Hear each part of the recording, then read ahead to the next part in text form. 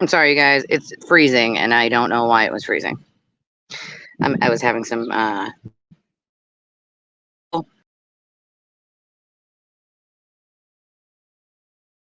fat think, but I think I fixed it. Yeah, no, it wasn't you, Bree. It was freezing, like completely freezing. I have no idea. StreamYard's like, oh, well, it could be us. Well, thank you, StreamYard, Captain Obvious. I know it wasn't me, so I guess it has to be you. Like, what in the actual hell? Well, good morning. Good morning. I got nervous because I logged in and everything went black, and it's like, oh God, what did I do? I killed the stream. No, it was just, hold on, let me make sure this part is off. Hold on. Yeah, I don't know. Wait, I'm echoing, Ellen? Everything's, I try to shut it off. It's freezing. Like, I don't know. It's pretty hot out. It's, it's repeating me. Hold on. It's just me, she says. Yeah, but I don't hear it. Let me see if I go out and come back in. Hold on. Hang on, let me mute first. All right. Is it me? If you guys still hear echoing? No? Yeah? No? Okay. Okay. They think it's okay now, so I don't know. It just could be the internet sort of switching over from my phone to the Wi-Fi, but it could have been. I don't know. I don't know. Everybody else doesn't hear echo. I don't know. Still, I don't know. Let me go out and see if it, and come back in and see if that fixes this frigging issue. Hold on. Hold on. Okay, so I shall hang here while you reboot. Hey, everybody. Hello, Delete. Hello, Emma. Hello, Jimbo. Hello, Ellen. It's a little warm in Illinois today, too. I don't think it's going to get as bad. Is my fix now? You sound perfect to me. I never did hear an echo. Yeah, I don't know. It's frigging weird. I have no idea. So, a lot has happened since the last time I went live. Yes, a whole lot. Yeah, a whole. I feel like something happens every day, and I get the phone calls and the text messages, and I'm like, this is fucking crazy. This is absolutely nutty. Like, do I live in the Twilight Zone? Like, is this the Twilight Zone? If you do, we all do, girl. Right? Like, facts. Like, it just, I feel like I live in the Twilight Zone. I mean, before we get into the insanity of everything around this, on the true crime side, we have the serial harasser stalker who has not only had 3 orders of protection filed against her by the family of a missing child, but those orders of protection have now made the news. What? What? Oh, yeah. Yeah. Voldemorticia is getting that attention that she craves. Unfortunately, she is trying to claim she is not aware because she hasn't been served yet, but she's been giving interviews about said orders of protection. So guess what you can't claim? Then you're aware. Court date. Yeah. Yeah, you're aware. You're aware they're trying to serve you. You bolted. Yeah. You're hiding in the state you're not supposed to be in. Right. Like, come on, You're driving past the house you're not supposed to be within 100 feet of, and you're doing it all on live stream. Great job. Why, though? Like, I mean, that goes back to, like, the sewer turtle. Like, you know what I mean? We're talking about these people are not smart. They just leave everything on, on live.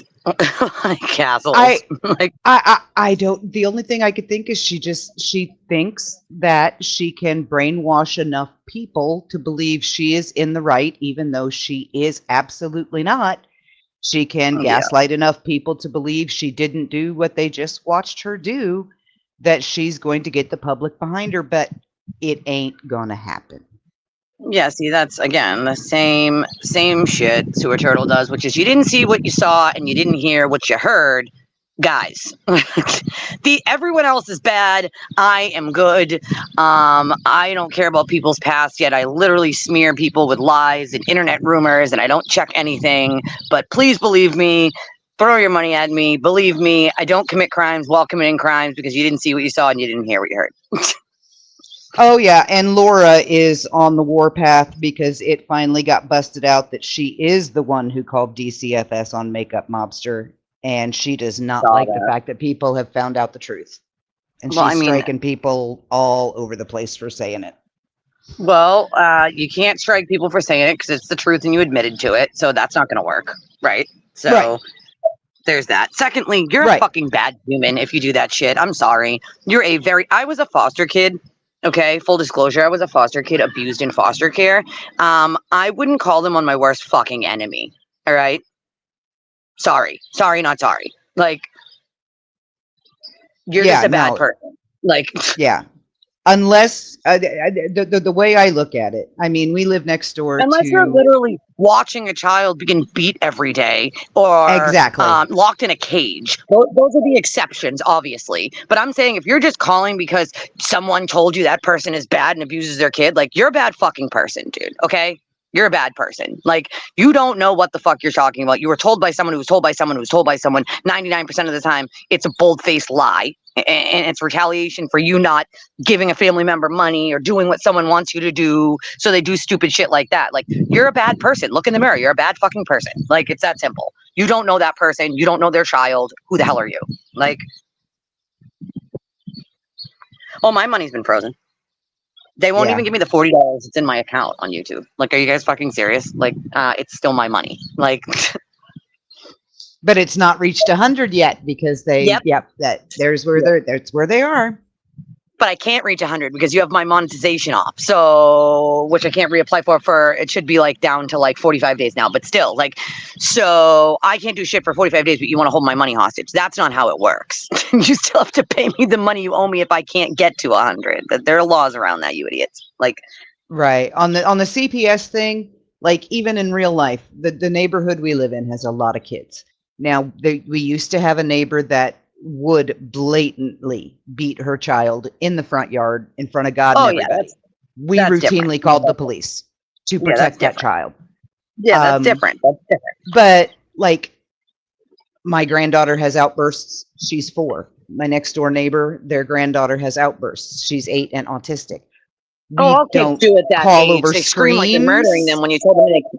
Yeah, come When on. you say no, Like, stop. no, you can't Yeah, do that they right scream now. when you no, say we're no, not like, going swimming you at can't 3 have a a.m. lollipop. Yeah. Yep. Yeah, right. You can't have a lollipop at 5 in the morning and they're screaming bloody murder like you're murdering their puppy. Like, what? What the Yes. hell, dude? Because they don't know how to process frustration, and we all understand that. I would never call Because they look. DCFS on someone in real life over that, let alone Right. someone on YouTube, because I have no Yeah. idea. But again, right, like you said, you don't know the situation. You don't know like what their like the behavioral issues their kid has. Like some kids are autistic, some kids have behavioral issues where the screaming, the kicking, the throwing things, and they're unsafe, and the parents have to restrain them. Like that's everyday life, especially for autistic kids who are violent because they can't control their emotion. Yes. Now, Yes. so it's like you don't know what's going on in someone's life. You don't get the right to just guess and hope you're fucking right and then destroy a family in the process. That's not how it works. And no, small children should not have bite marks on their arms, but No. Can you measure those teeth to see if they did it to themselves?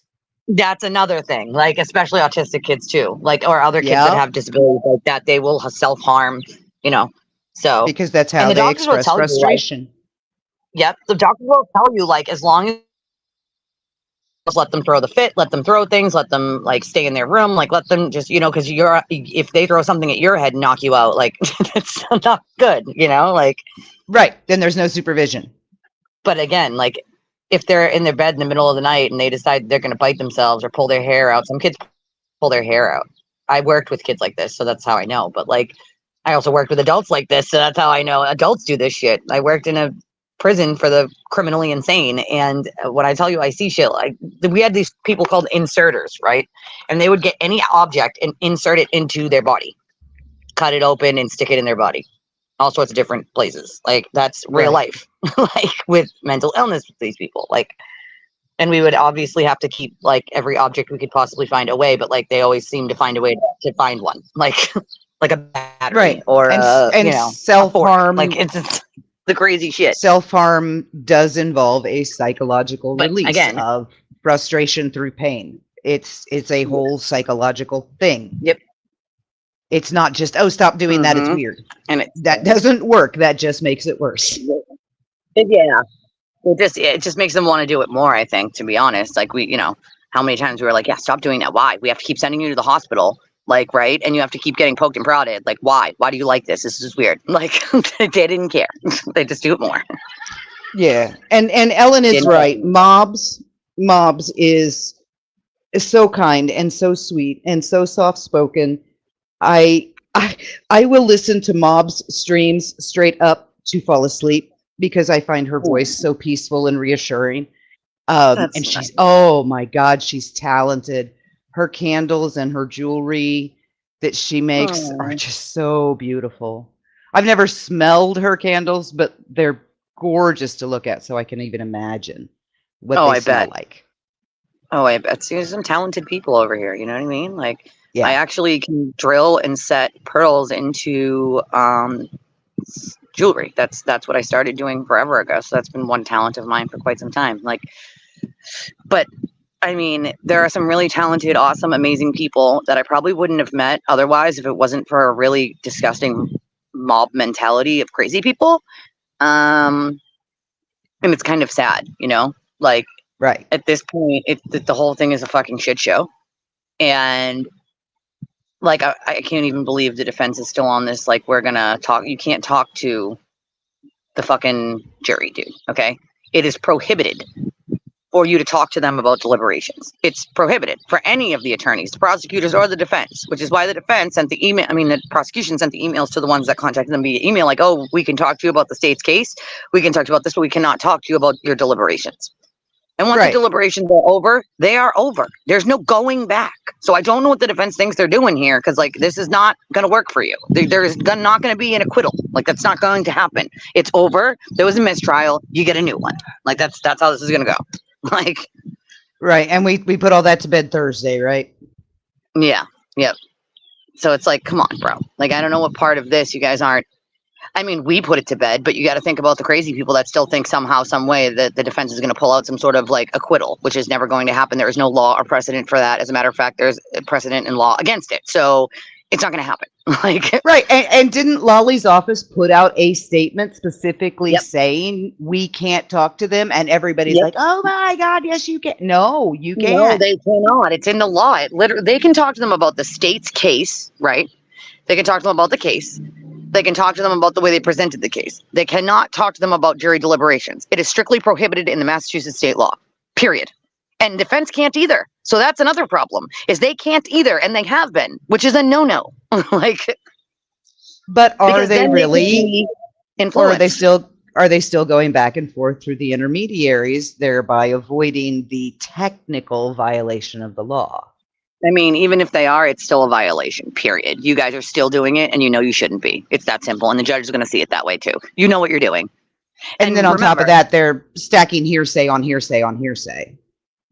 Right. Like, come on, bro. I mean, you can use hearsay in certain circumstances, but this is not one of them. Like, even if, so the problem here is, even if half the jury right now came out and said, we acquitted her on these charges, right? A, it wouldn't fucking matter. And because you didn't write it down on the fucking sheet. And B, there is no takesy backsies, right? There's no fucking takesy backsies. You can't go back and say, and also because once they were no longer jurors, once they were relieved of their duties, they could have decided that like, oh shit, I might have decided something wrong. So now I'm going to put out into the world that that's not what I decided. I decided that she was not guilty on these charges. They could have been influenced the second they got out of there and realized how big this case was via social media, the news, you know, all that shit. And they could have been influenced to lie. And that is a problem. That is why you're not allowed to talk to jurors about their deliberations. And that is why once it's over, because there's many other things that could have influenced them to lie. Like shielding themselves from the crazy Being people afraid. outside when it Yep. when it started going sideways. Yep. Yep. Being afraid of their families being attacked by saying that they said not guilty instead of guilty. That, you know what I'm saying? Many, many things. And this is why there's no takesy-backsies in court. Yeah, they didn't convict her. They didn't acquit her. They did neither. So here we are. Exactly. Exactly. Right? So it's like, what the hell? Like, any rational person with a rational brain goes, okay, hold on. It's done. It's over. There's nothing the defense can do. They can keep throwing Hail Marys at the wall to see what will stick, but nothing will stick, because once the case is over, it is over. It is called a mistrial. There's no takesy-backsies and saying, oh, just kidding, wasn't a mistrial. She's acquitted of these 2 charges, so we're only going to try her on this one. That's not going to happen. Not in a million years. So the people are still wishing and praying and hoping. I'm sorry to burst your freaking bubble. It's not a thing. It's not going to happen. It's not in the law for it to happen. It's just noise at this point. It's just noise, because the defense needs some noise between now and January. This case isn't going to be retried until freaking January. So between now and January, they still need to keep up this facade of everyone's corrupt but Karen. Everyone's a liar but Karen. Don't look at Karen, look at everyone else. Right. That's the facade. And here's who they're throwing her in with, because these are the people that they're now saying are in the same boat as her. Starting with O.J. Right. Simpson. Yep. She's in there with Casey Anthony. She's Yep. in there with that Gardner chick in Florida. Ashley yep. Benfield now. Yep. Brian Koberger. Yep. Scott Peterson. Yep. This is a great club you've joined, Karen. Right? If I get convicted of a crime, should I just say everyone's corrupt? Is that how we're doing things now? Like, I'm just going to say everyone is corrupt. Everyone. But they are grabbing onto Alec Baldwin, and it's like, yeah, but guys, that's what a corrupt prosecutor actually looks like. They get caught bigger than shit. Facts. And not only that, but the Alec Baldwin case to me was fucking stupid to try to begin with. The man was like, that's what an armorer is for, right? They're supposed to check the gun and make sure, and they call it cold, and then you do what you're doing, right? So how the fuck is Alec Baldwin supposed to know? He's not. How is he? Clearly, it was just a terrible, terrible accident, right? Of course, he doesn't want to fucking kill someone, right? Or he'd be a fucking serial killer. Like, you know what I'm saying? Especially Helena Hutchins. She was a wonderful person, did wonderful work. Like, you know, that no one wanted that to happen, okay? Now, anybody who was like, oh, Alec Baldwin should go to jail. For what, though? For what? For a terrible accident? The entire time, the prosecution is sitting on evidence that she had ordered live ammo from Arizona to be, or New Mexico. Yep. I can't remember if it was Arizona, but she had ordered live ammo to be delivered to the set. Yeah, which is weird. Why the fuck did you do that? Like, what was the purpose of that at all? I'm confused as to why she did that at all. I also think that Hannah was not experienced in what she did. She got the job because of her daddy. It's that simple. Yeah, because he is good. Like, he does Quentin Tarantino. Guns in every scene. Like, he's a genius. He's brilliant. Correct. But he was also the one bringing her the live ammo to the set, allegedly. Yeah, I don't know. So I don't know. Like, I mean, you could have something delivered to the set for personal reasons if that's where you're going to be 24 hours a day, 7 days a fucking week, basically. You know what I mean? Like, yeah, sure. That makes sense. Cool.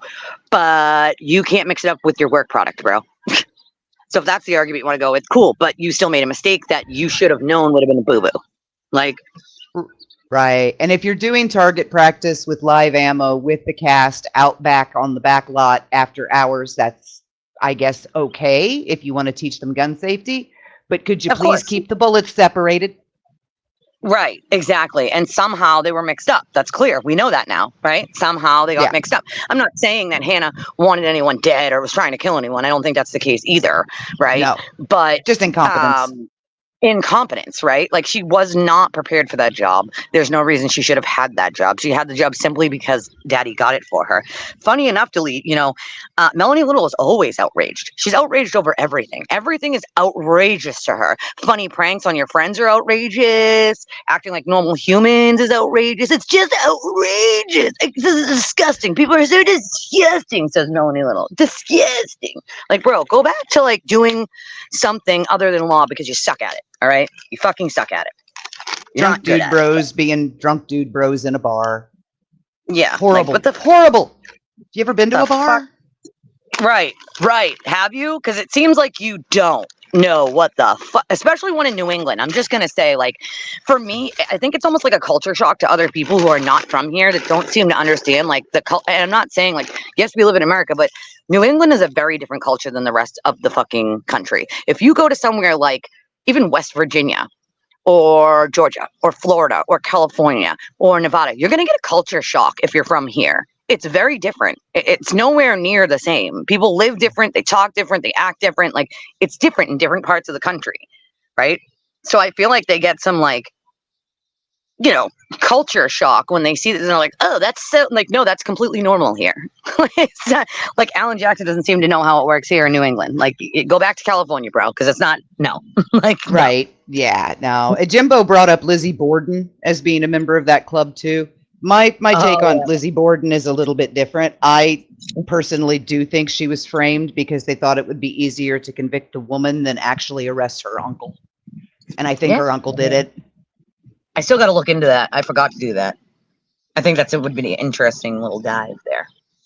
But I also will admit that I'm influenced in that perception by Chip Coffey, who is one of the few psychics I believe in.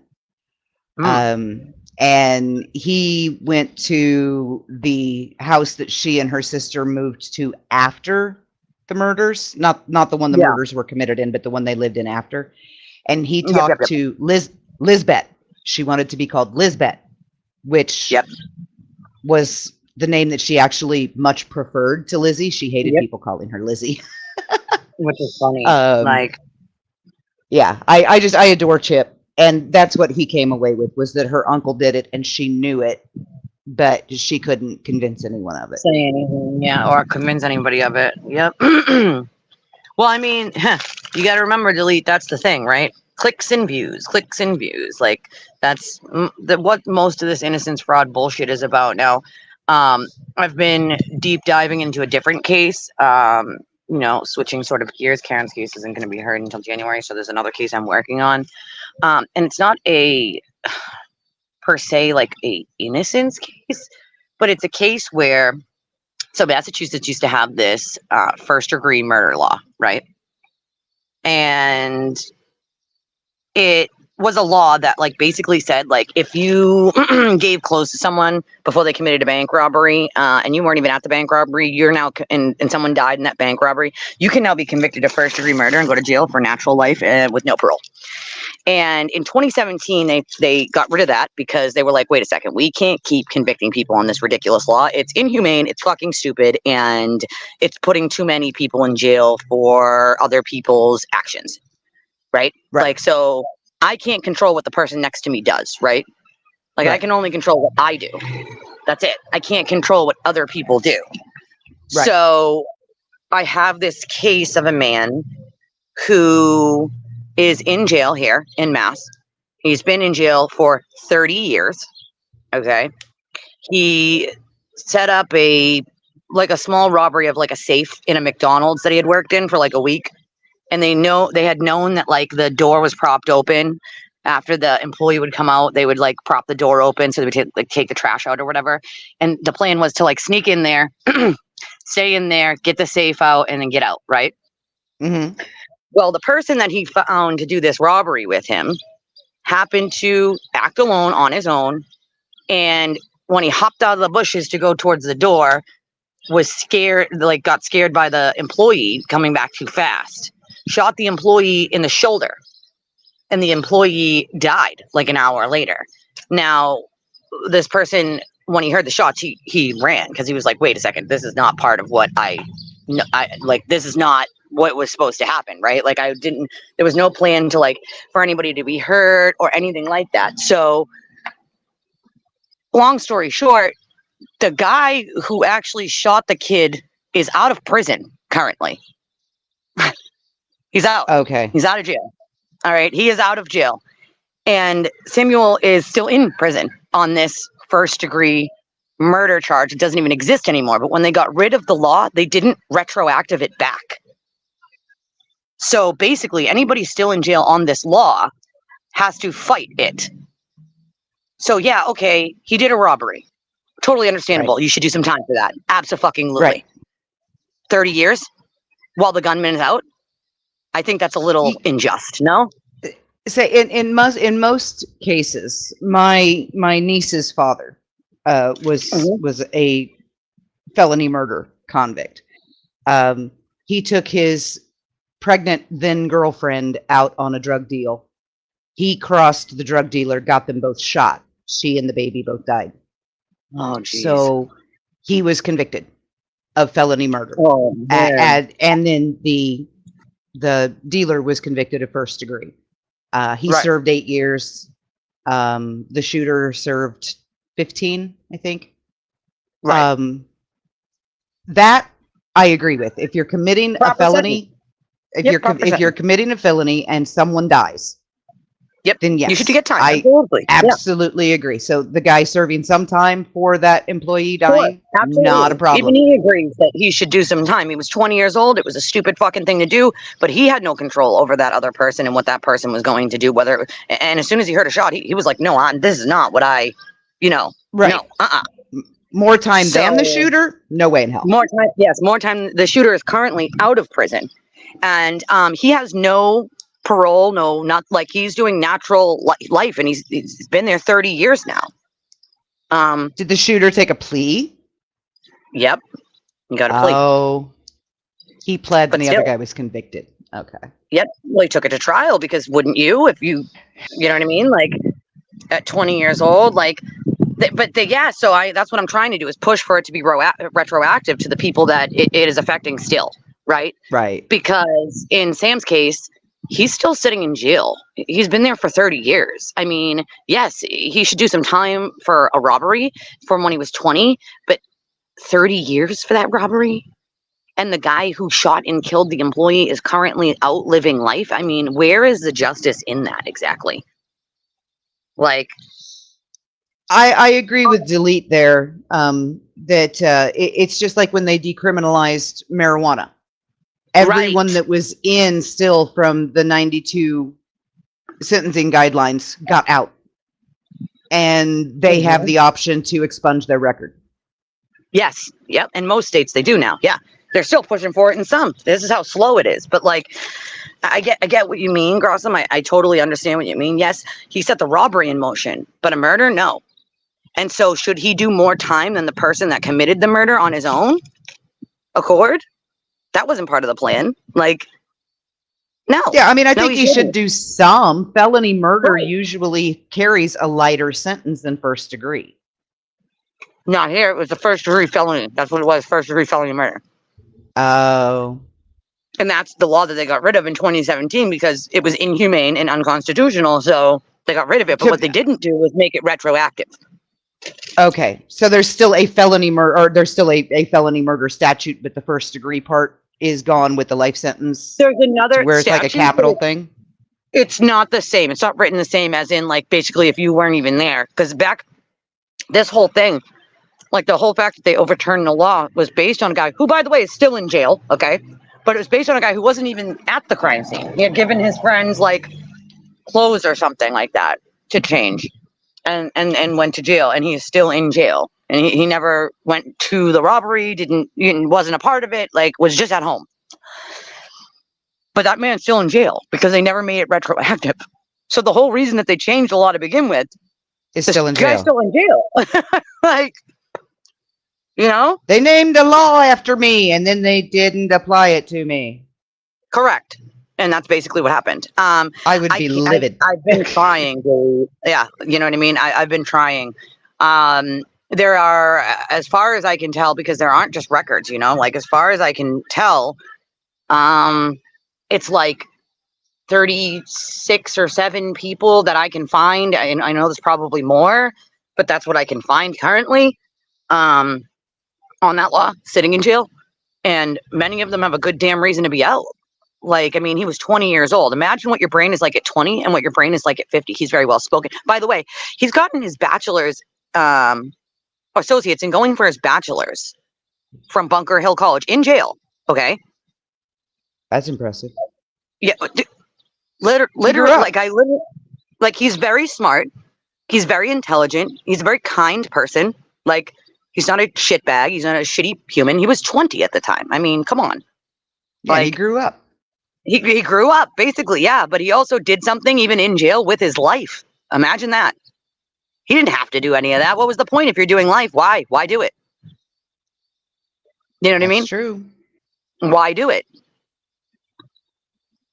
Because he has a dream of being out one day and doing good in this world. Like, right.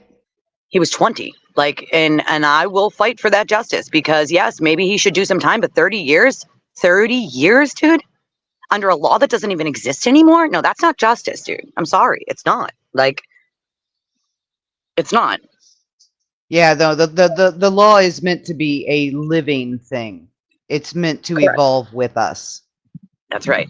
And it doesn't. Obviously, it's very slow. Yeah, we can't keep living under the same laws we had in 1620. Right. And that's when we could burn and drown people because a 12-year-old got pissed off at them. I mean, yeah, exactly. Call them witches and hang them from trees, you know? Like, we can't live like that. And so it just pisses me off that they never made it retroactive, because, and I can understand where, like, the victim's family wants him in jail forever. I can understand their pain. I get it. I totally understand it. But at the same time, I have to be fair here. And 30 years for a robbery, like 30 fucking years, like, for a law that doesn't exist, that they already found to be inhumane. Come on. Right, which means it was unconstitutional when he was sentenced under it. That's right. That's correct. So that's, I mean, all these people now are, you know, fighting to be let out or have their sentence reduced. Or, I mean, you want to hear you want to hear something that's pretty funny. Do you want to know who the prosecutor was on Sam's case? Get ready for it. Cosgrove. Really? Yep. Cosgrove was the fucking prosecutor on Sam's case. So we're talking about the special prosecutor in Aiden's case was the prosecutor in Sam's case. Wow. Yeah. Talk about fucking a coinky dink, huh? Also kind of goes to show how long ago it actually happened, because how long has Cosgrove been retired from the bench? And he was a judge, right? He was a judge after that. So yeah, exactly. So yeah, quite. I mean, it was early 90s. So yeah, a long time, a long fucking time. Like, well, it's weird, because normally once an appeals court or a Supreme Court, whether a Commonwealth, state, or federal, once they strike something down as unconstitutional, it does not require any further action by any legislation to revoke that law. No longer exists. It just doesn't. It was unconstitutional at its root, and therefore everything gets thrown out. Why did that not happen here? Because it wasn't retroactive. You have to make it retroactive. They have to make the law retroactive for it to go back, or it doesn't go back. Okay, they have to put the wording in the ruling that it was unconstitutional from the beginning, and all rulings are invalid. Okay. Yep. Otherwise, it's just going forward. Even though they found it to be wrong. It's unconstitutional today, but it was okay yesterday. Exactly. So they didn't put retroactive in there. So that's the problem, right? But if, say for instance, I mean, he's going for an appeal now, but say for instance, Cosgrove took a second look at this and said, oh shit, as a prosecutor, I want to do the right thing here. I want to make justice actually make sense. And said, I'm going to go into court with the defense and say I want a sentence reduced. He wouldn't need a fucking appeal. He wouldn't need an appeal. He could go in, Cosgrove could go in and ask for the sentence to be reduced to time served.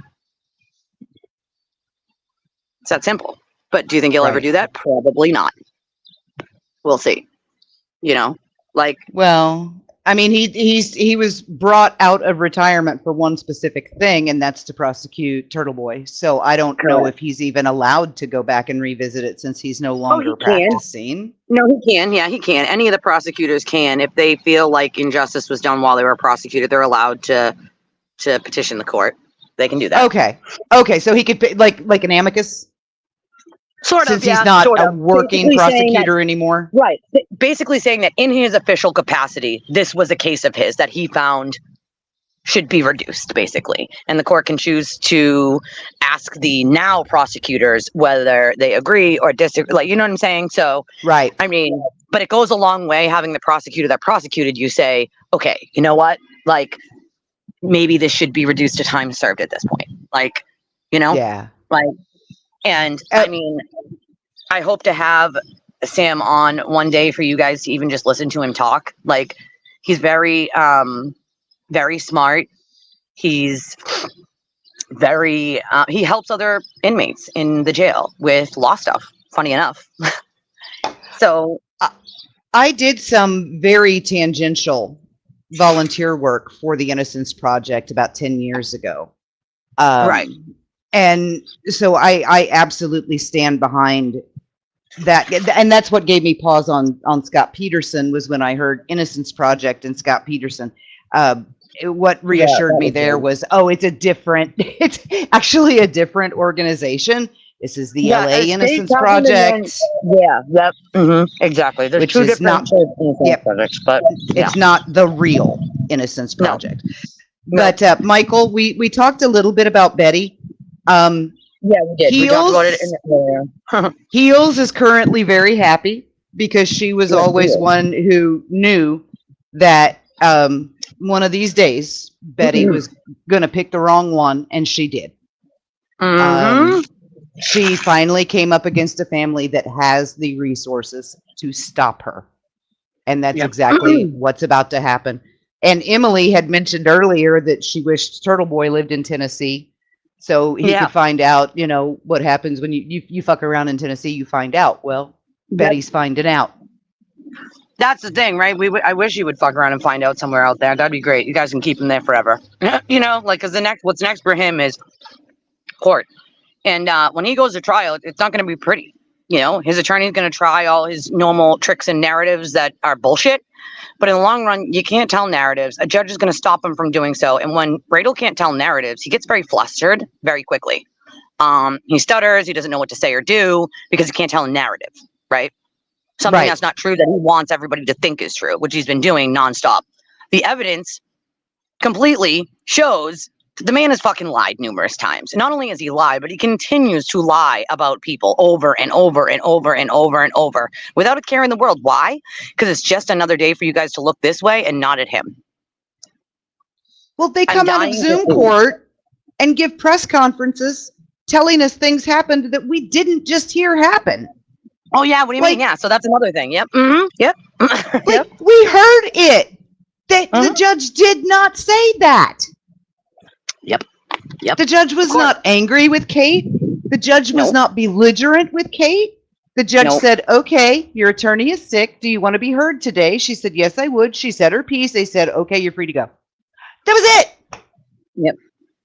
Yep. I know you don't want his ass, Emily. Nobody does. So that's fair. That's fair. Fair, Emily. Fair. Fair. Absolutely fair. Oh my God. Absolutely fucking fair. You know? But you're right. Like, first of all, we all saw the video, okay? We all saw the fucking video of him walking up to Kate and demanding that the cop, like, arrest her. And the cop being like, bro, you came all the way over here. Like, first of all, the order was 100 feet. Remember that. He was well beyond that. She was well beyond 100 feet of him, okay? You came all the way over there. Like, you know, come on, bro. Like, you think that that's going to go well with the judge even watching that video? Like, it's not, bro. It's not. And like, the thing that gets me is the whole, well, if he's gonna be there, she can't show up. That's not how orders of protection work. Yes, it is. Yeah, it is. Protection orders are literally first come, first serve.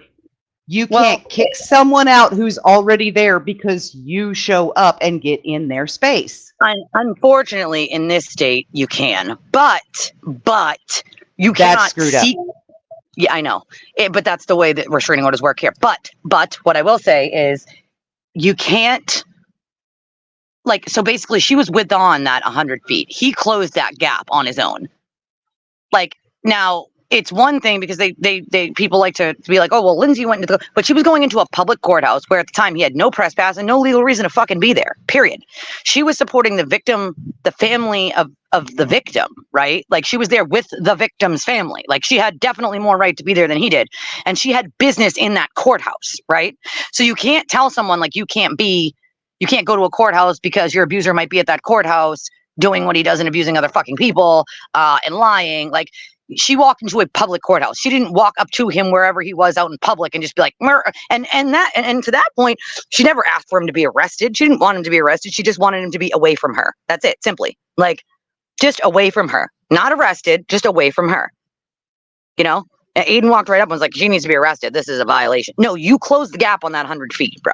You can't chase down your person and then say, oh, they did something. That's not how it works either. The cops are not going to enforce that. They have this thing called discretion, and they used it. Right. And if you want to get right down to it, how far is the bar next door from Chris Albert? Oh, it's not even 5 feet. Yeah. Through a wall. Not even 5 feet. Yeah, not even 5 feet. So you're doing the same damn thing, dude. Come on. You're doing it worse because you are doing it on purpose. But not only that, but let's get real. Aiden's not afraid of fucking Kate, dude. All right? Stop it.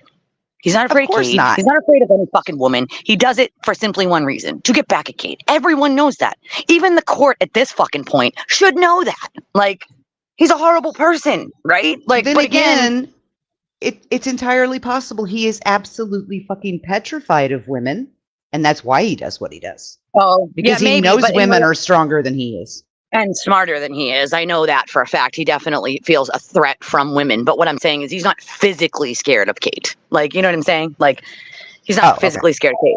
With that being said, he might be mentally scared of Kate. Fine. You can be mentally scared of a lot of people. That doesn't get you a restraining order.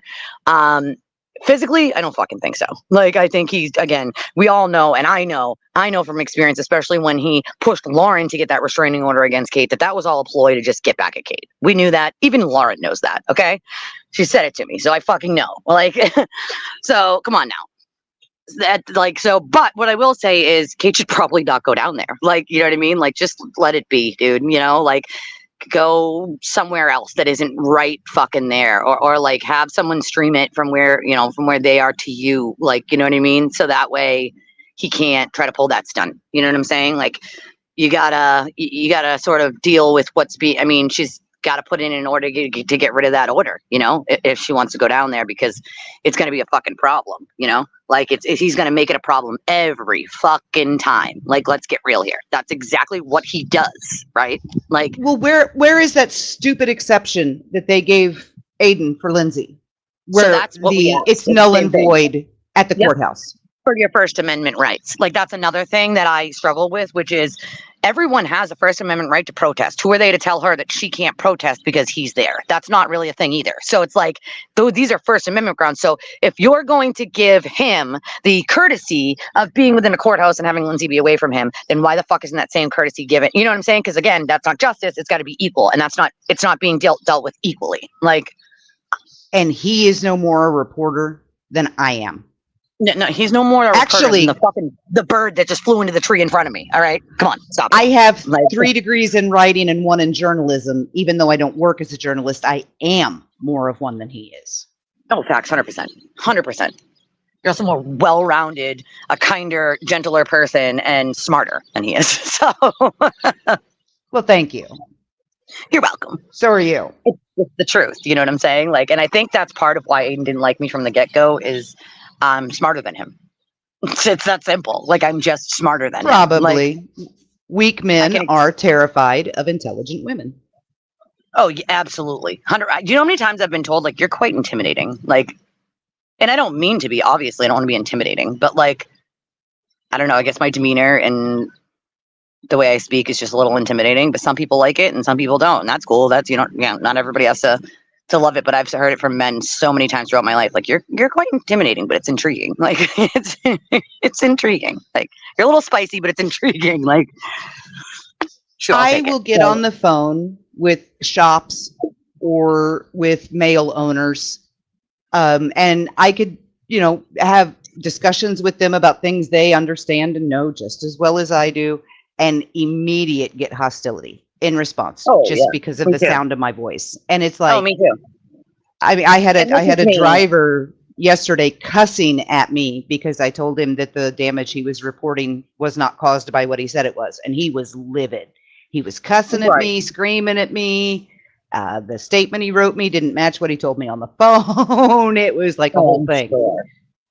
Well, that's the thing, right? Like, as an advocate for the last 18 years, do you know how many times I've gotten into an argument with a government agency and demanded to speak to their supervisor and then their supervisor's supervisor because their quote policy that they're telling me over the phone doesn't match the fucking law and the policy that's written online. So then I have to point out that you've been trained wrong for the last however many fucking years you've been at this agency. So how many people have you done harm to by telling them something that is not fucking true? Because that's how you were trained, without even looking into it yourself to make sure you're telling people the correct information, and you work for a government agency. Fucking shame on you. And so then I get into this professional sort of giving them a hard time without like screaming and yelling, but professionally being like, no, that's untrue. And what you're stating to my client and to other people is untrue. So if you would like, I would like to speak to your supervisor, because I would like for them to explain to me how their people underneath them don't seem to know the policies that they have to have by law in this state. Like, and of course, like, it ends up with like them having to admit that person was wrong and then having to do what I'm asking them to do. But it's always a fucking fight. Like, it's always a fight. Always. Like, there's no reason it should be a fight when it's your fucking policy and it's the law, bro. You're just not following it. And then you're telling people something that isn't true. So how many families or how many individuals have you hurt by lying? How many? How fucking many? A lot, I'm gonna guess. A lot. Quite a lot. Like, so stupid. Number 2 son is loading up the smoker, so I'm muted for a minute here. That's okay. And nothing is wrong with a strong woman. Of course not. Of course not. We all should be strong women, because in this fucking world, and this is where I say, like, we should all help each other out, because if we don't, who's gonna? Are the rich gonna come in and help everyone? I doubt it.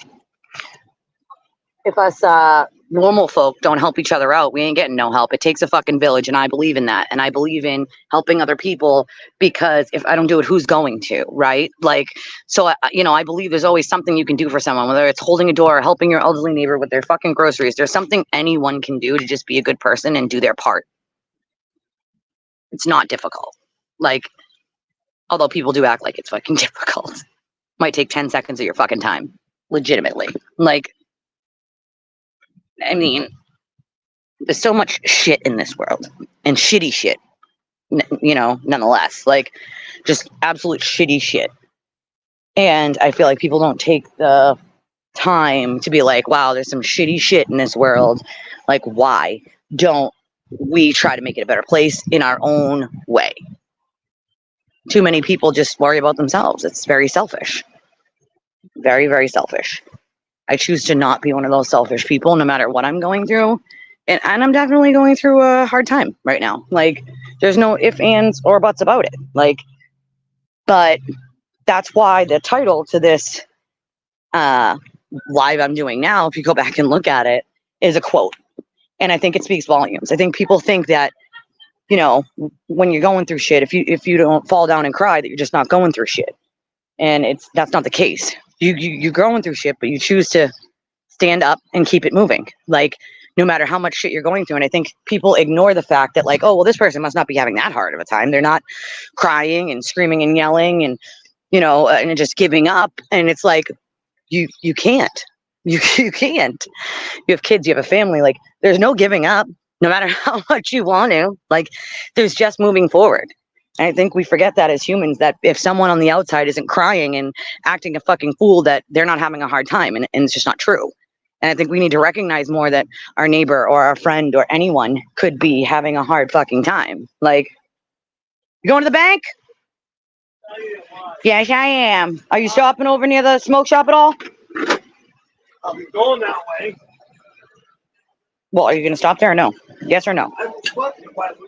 Just a pack of smokes if you can grab them if you're going to stop there. Yeah. Here. Thanks, Frankie. My neighbor. Yeah, well, I do. You know, it's hard, you guys. It's hard. It's not an easy thing to go through shit. It's fucking difficult, right? Like, it's really hard. Like, and I'm not going to say, like, dealing with this case, no one ever, and I'm going to say no one ever thought this case would do what it has done, right? Never in a million years when I started covering this case did I think, like, this would affect my real life. Like, I'm covering a case, okay? Nor would I ever think that I would thought, like, oh, she was innocent, and then go back to being like, oh, shit, she's guilty. I would have never thought that this would have brought me to the point that we're at now, right? And I've had to deal with quite a bit of harassment, my income stream being fucking snuffed, like, et cetera, et cetera, et cetera.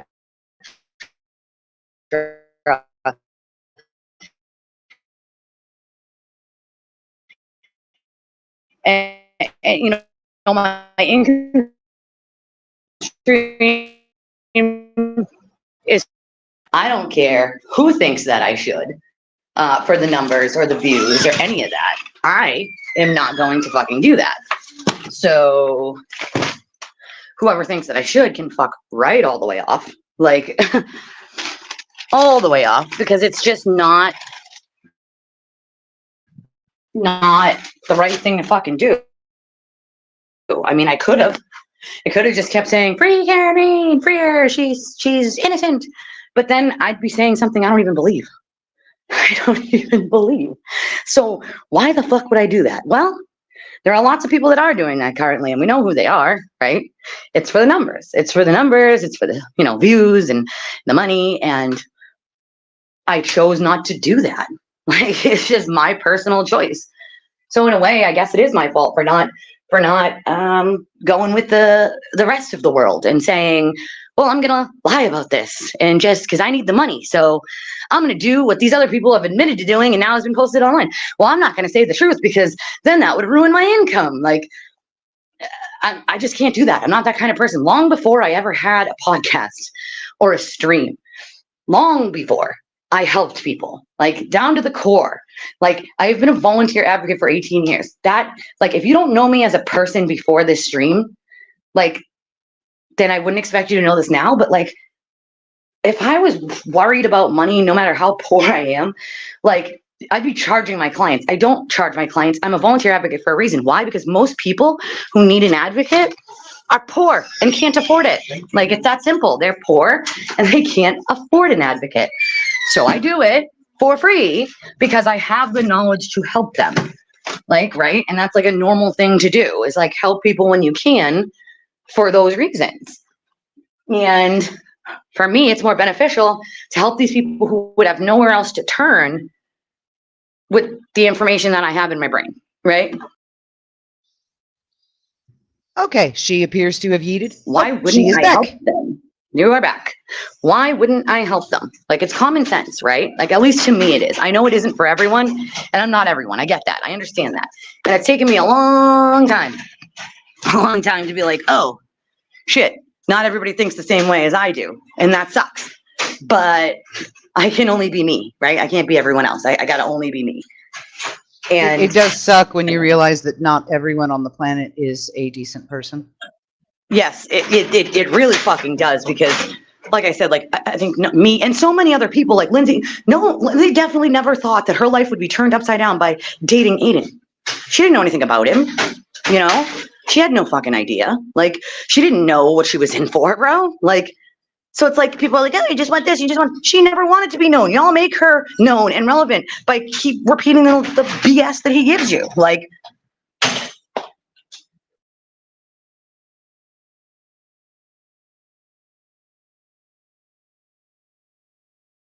wants nothing to do anything of the sort. Like, but no, they keep going and going and going like the Energizer Bunny.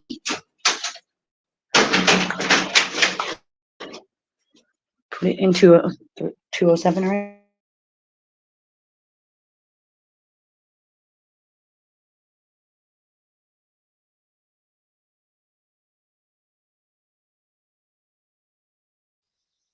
I think my internet keeps going in and out because I keep losing you.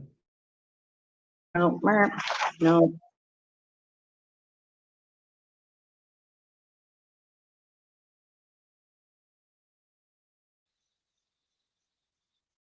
Yeah, I'm in dead silence right now. I'm gonna hop out for a minute, reboot. I'll be back.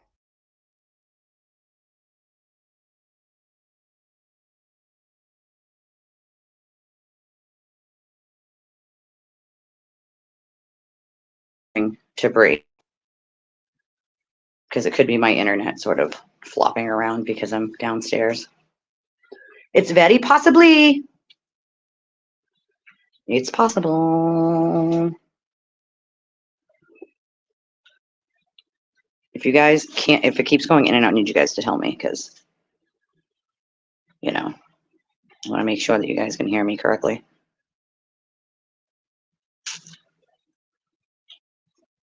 It could be just her internet or it could be mine. It gives me a problem when I sort of go around the other side of the building. It's sputtering. All right, just give me a minute and I'll fix it. It's probably because it's trying to go from the Wi-Fi to the regular thing, to the regular phone. So that's could be. Also, the inside of the building is like a shitty spot. Hold on a second.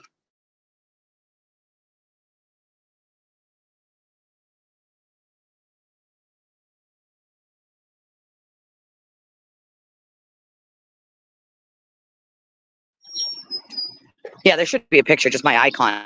But how about now? Is it better? I had to talk to the mail guy. I'm waiting for something in the mail. So I was waiting for him to check the other mail.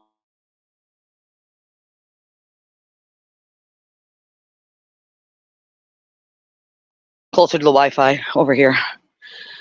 It's because I had to walk down the middle of the building and like it has really crap service.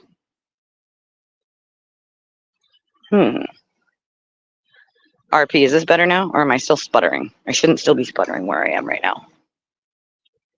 But it's possible that it's still sputtering. Oh shit.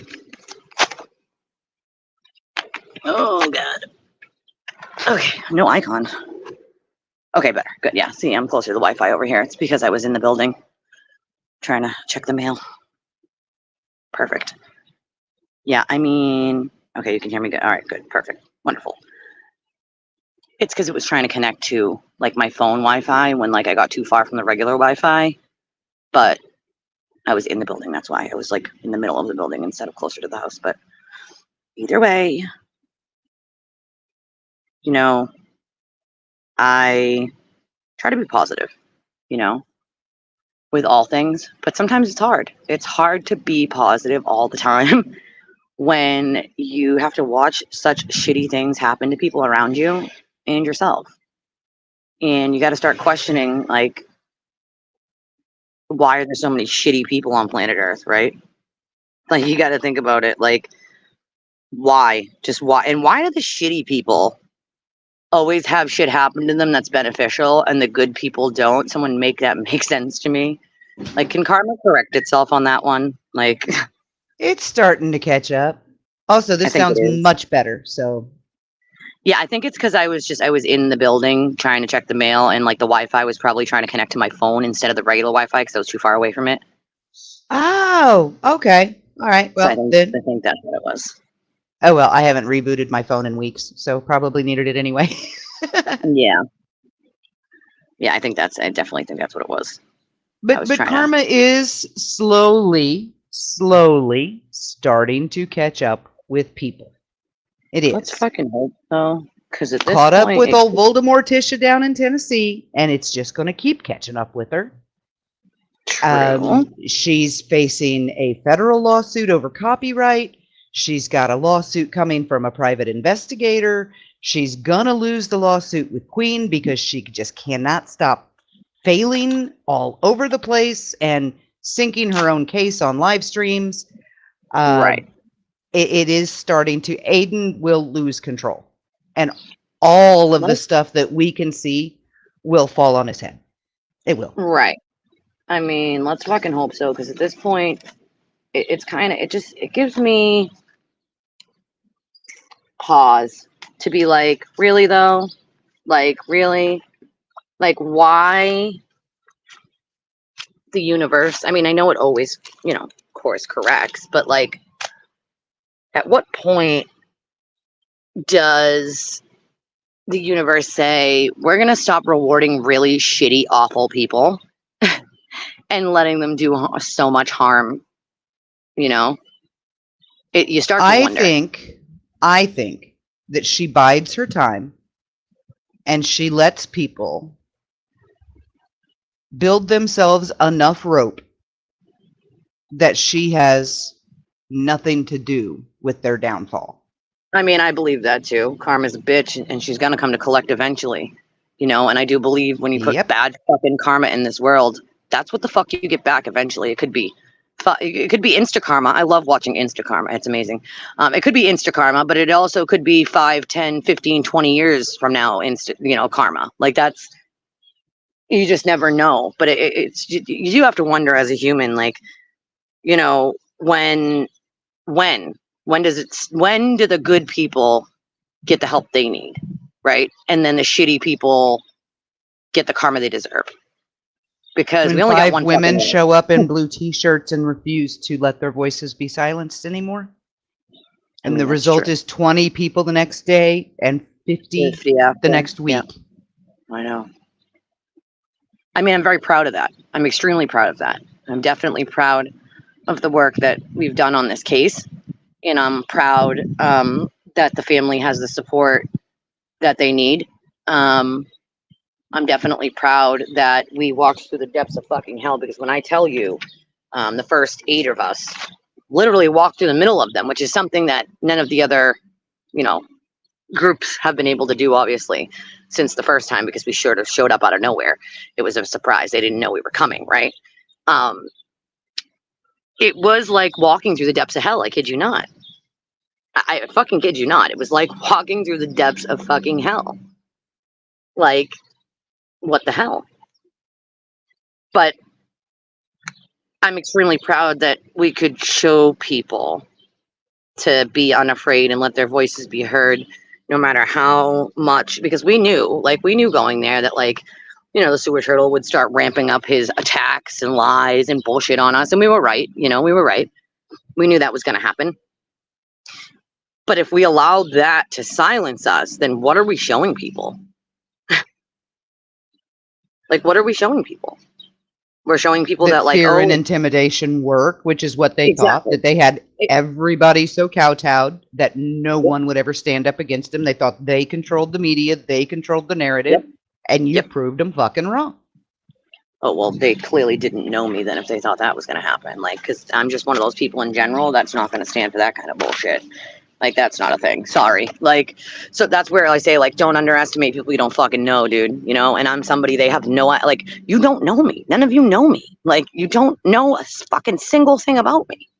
You know the lies you've been told by a man who does it to hide his own dirt. That's what you know. That's it. That's all you know. It's that simple.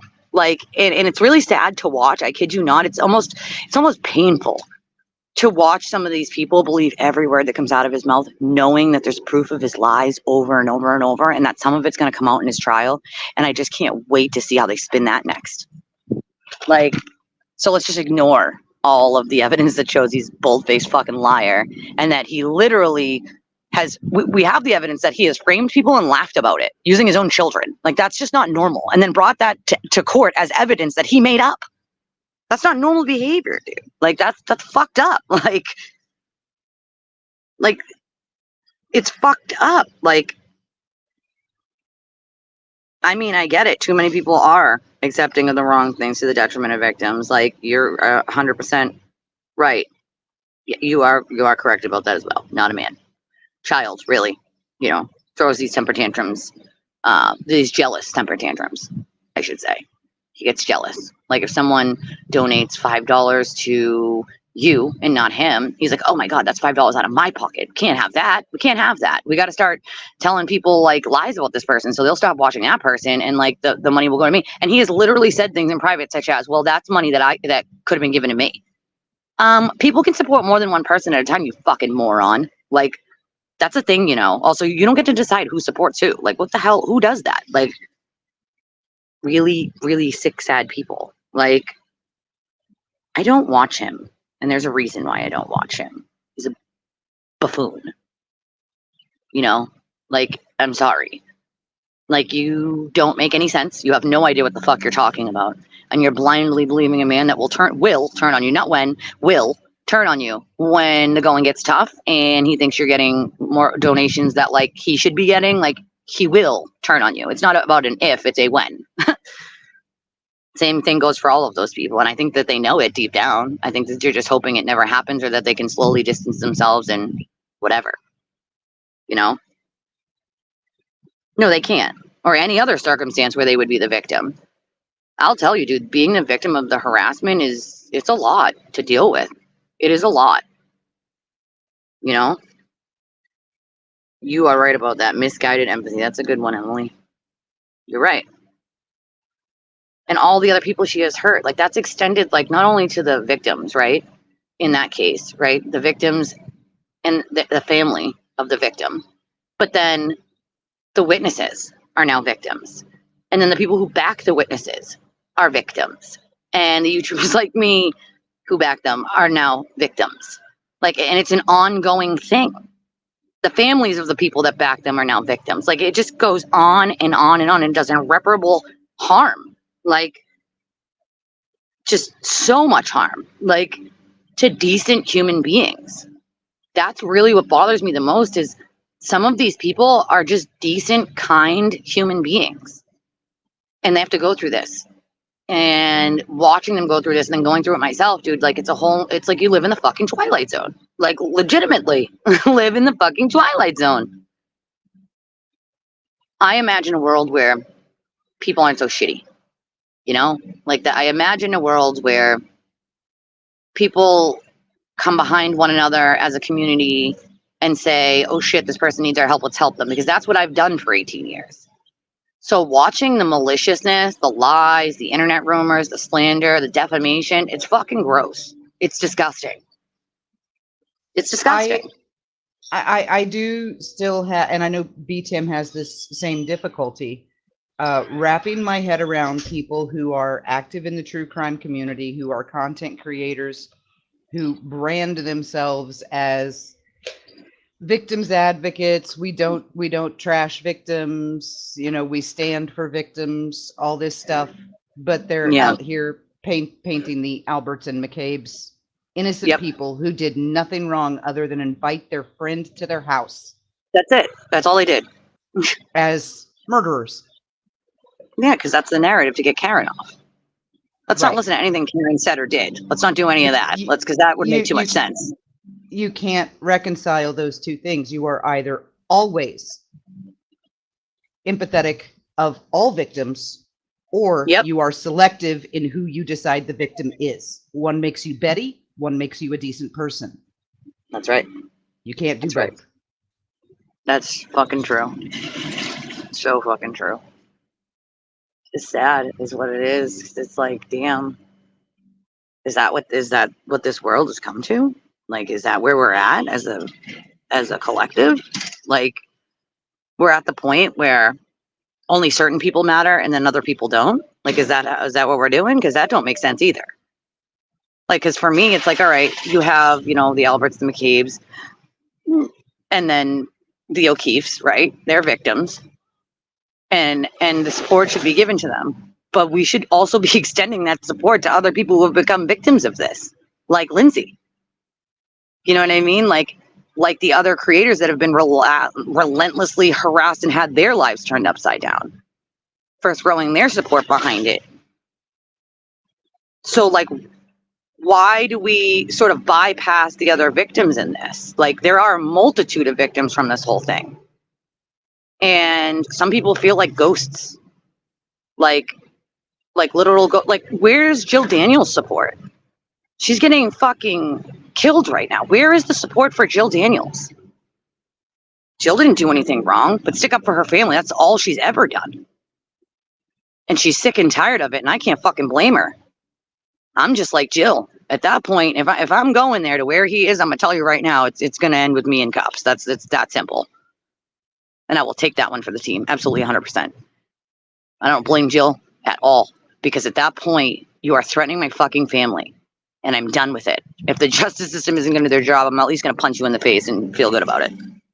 For all of your other victims. Like, it's just insane to me. Like, and she alone does know what it feels like to, you know, get a swing in on Turtle Boy. Yep. But where is her support? It's like she's a ghost that's forgotten in all of this, and that's not really fair either. Jill deserves as much support as anyone else. Like, who's backing Jill? You know, well, like, a lot of the issue with the content creators and with this whole case, a lot of the issue with it has never been standing for the victim, standing with the perpetrator, none of that. It's that the content creators are out here creating victims. True that. By victimizing people. More people, right? More people. It just makes no sense to me. Like, which is supposed to be the exact opposite of what we say we stand for. Right. Well, that's the thing. If we didn't though, like that's, I mean, to be honest, I question myself sometimes, Emily, because if I didn't, would my life be turned upside down right now? Probably not. Probably fucking not. But that wouldn't be who I am. So then it's like, you know, I have to be true to who I am and myself no matter what, because like, that's who I am. Right. Like, so it's like, it's not about being willing. It's the right fucking thing to do. Right. It's just simply that. It's the right fucking thing to do. But I do worry about all the people who feel like ghosts, who feel like they've been forgotten. And I'm not going to lie. Sometimes I feel like that too. Like, I get it. Like you know, the bigger victims would be the O'Keefes and the Alberts and the McCabe's. But like, they're extended out from that. There are many other victims that need our support. And everybody just forgets that they exist or that they've been victimized. And it's ongoing. It's not just like, oh, something happened to them and like, it's over. No, it's ongoing. Like, ongoing. Like, yeah, let's laugh about the ducks until 5,000 of them show up in your front yard saying you killed someone. Right. Exactly. Like, you know, I'm not seeing too many people back Jill, and I think it's really a shame because Jill hasn't done anything wrong. She's just trying to stick up for her fucking family, right? Like, where's her support? Where are people throwing their support behind Jill? Where are they telling her you're not fucking alone, Jill? And I'll tell her, you're not alone, Jill. You're not alone. And you shouldn't feel alone. No one should feel alone. But you're not alone. She was defending her family 110%. But I mean, I do question it because, you know, especially at points in time, you do feel alone. You do. You feel like you're a lone ranger in all of this. Like, but it's just like junior high, right? Where the bully pushed and pushed and pushed and pushed until the victim punched him, and the victim's the one that goes to the principal's office. Oh, absolutely. Oh God, do you know how many times that happened when I was a kid? So many. So fucking many times. It's because bullies are very, very good at doing their shit behind the scenes. They know the buttons to push to set people off. And because, the whole sticks and stones may break my bones bullshit. Oh, yeah, yep. Well, let's just teach people not to be dicks. Can we do that? What, right? Just raise your children not to be dicks. I mean, that would be beautiful. If we could do that. Right? Like, are you walking up the stairs? Blame parents sometimes. Are you walking up the stairs right now? You're really broke up. Yep. Yes, I am. Okay. I figured you were in the stairs because you were kind of echoey and okay. Yep. Give me 1 second because I'm going to go in. So I want to plug the phone in. So hold on 1 second. Okay. The Kiwi has decided to chew on my sock while I'm wearing it. I have no particular, I have no idea why. There's nothing on my sock. She just wants to chew on my sock and it's on my foot. with a shoe on top of it. It's very distracting. An Australian Shepherd puppy chewing on my sock. And she wants to play fetch, but she won't give me the ball. Now she ran off with it. Give me 1 second, I promise. You're fine. I'm just telling people about my silly dog chewing on my socks, running off.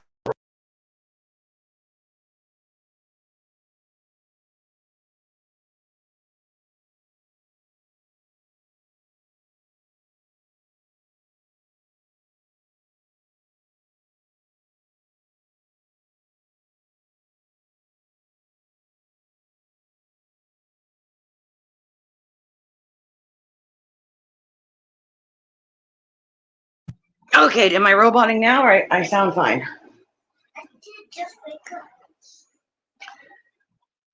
I hope I'm not roboting now. Just let me know. I haven't read the piece on her bully, but it's not the sort of thing a decent paper would publish. Well, see, no, it's not.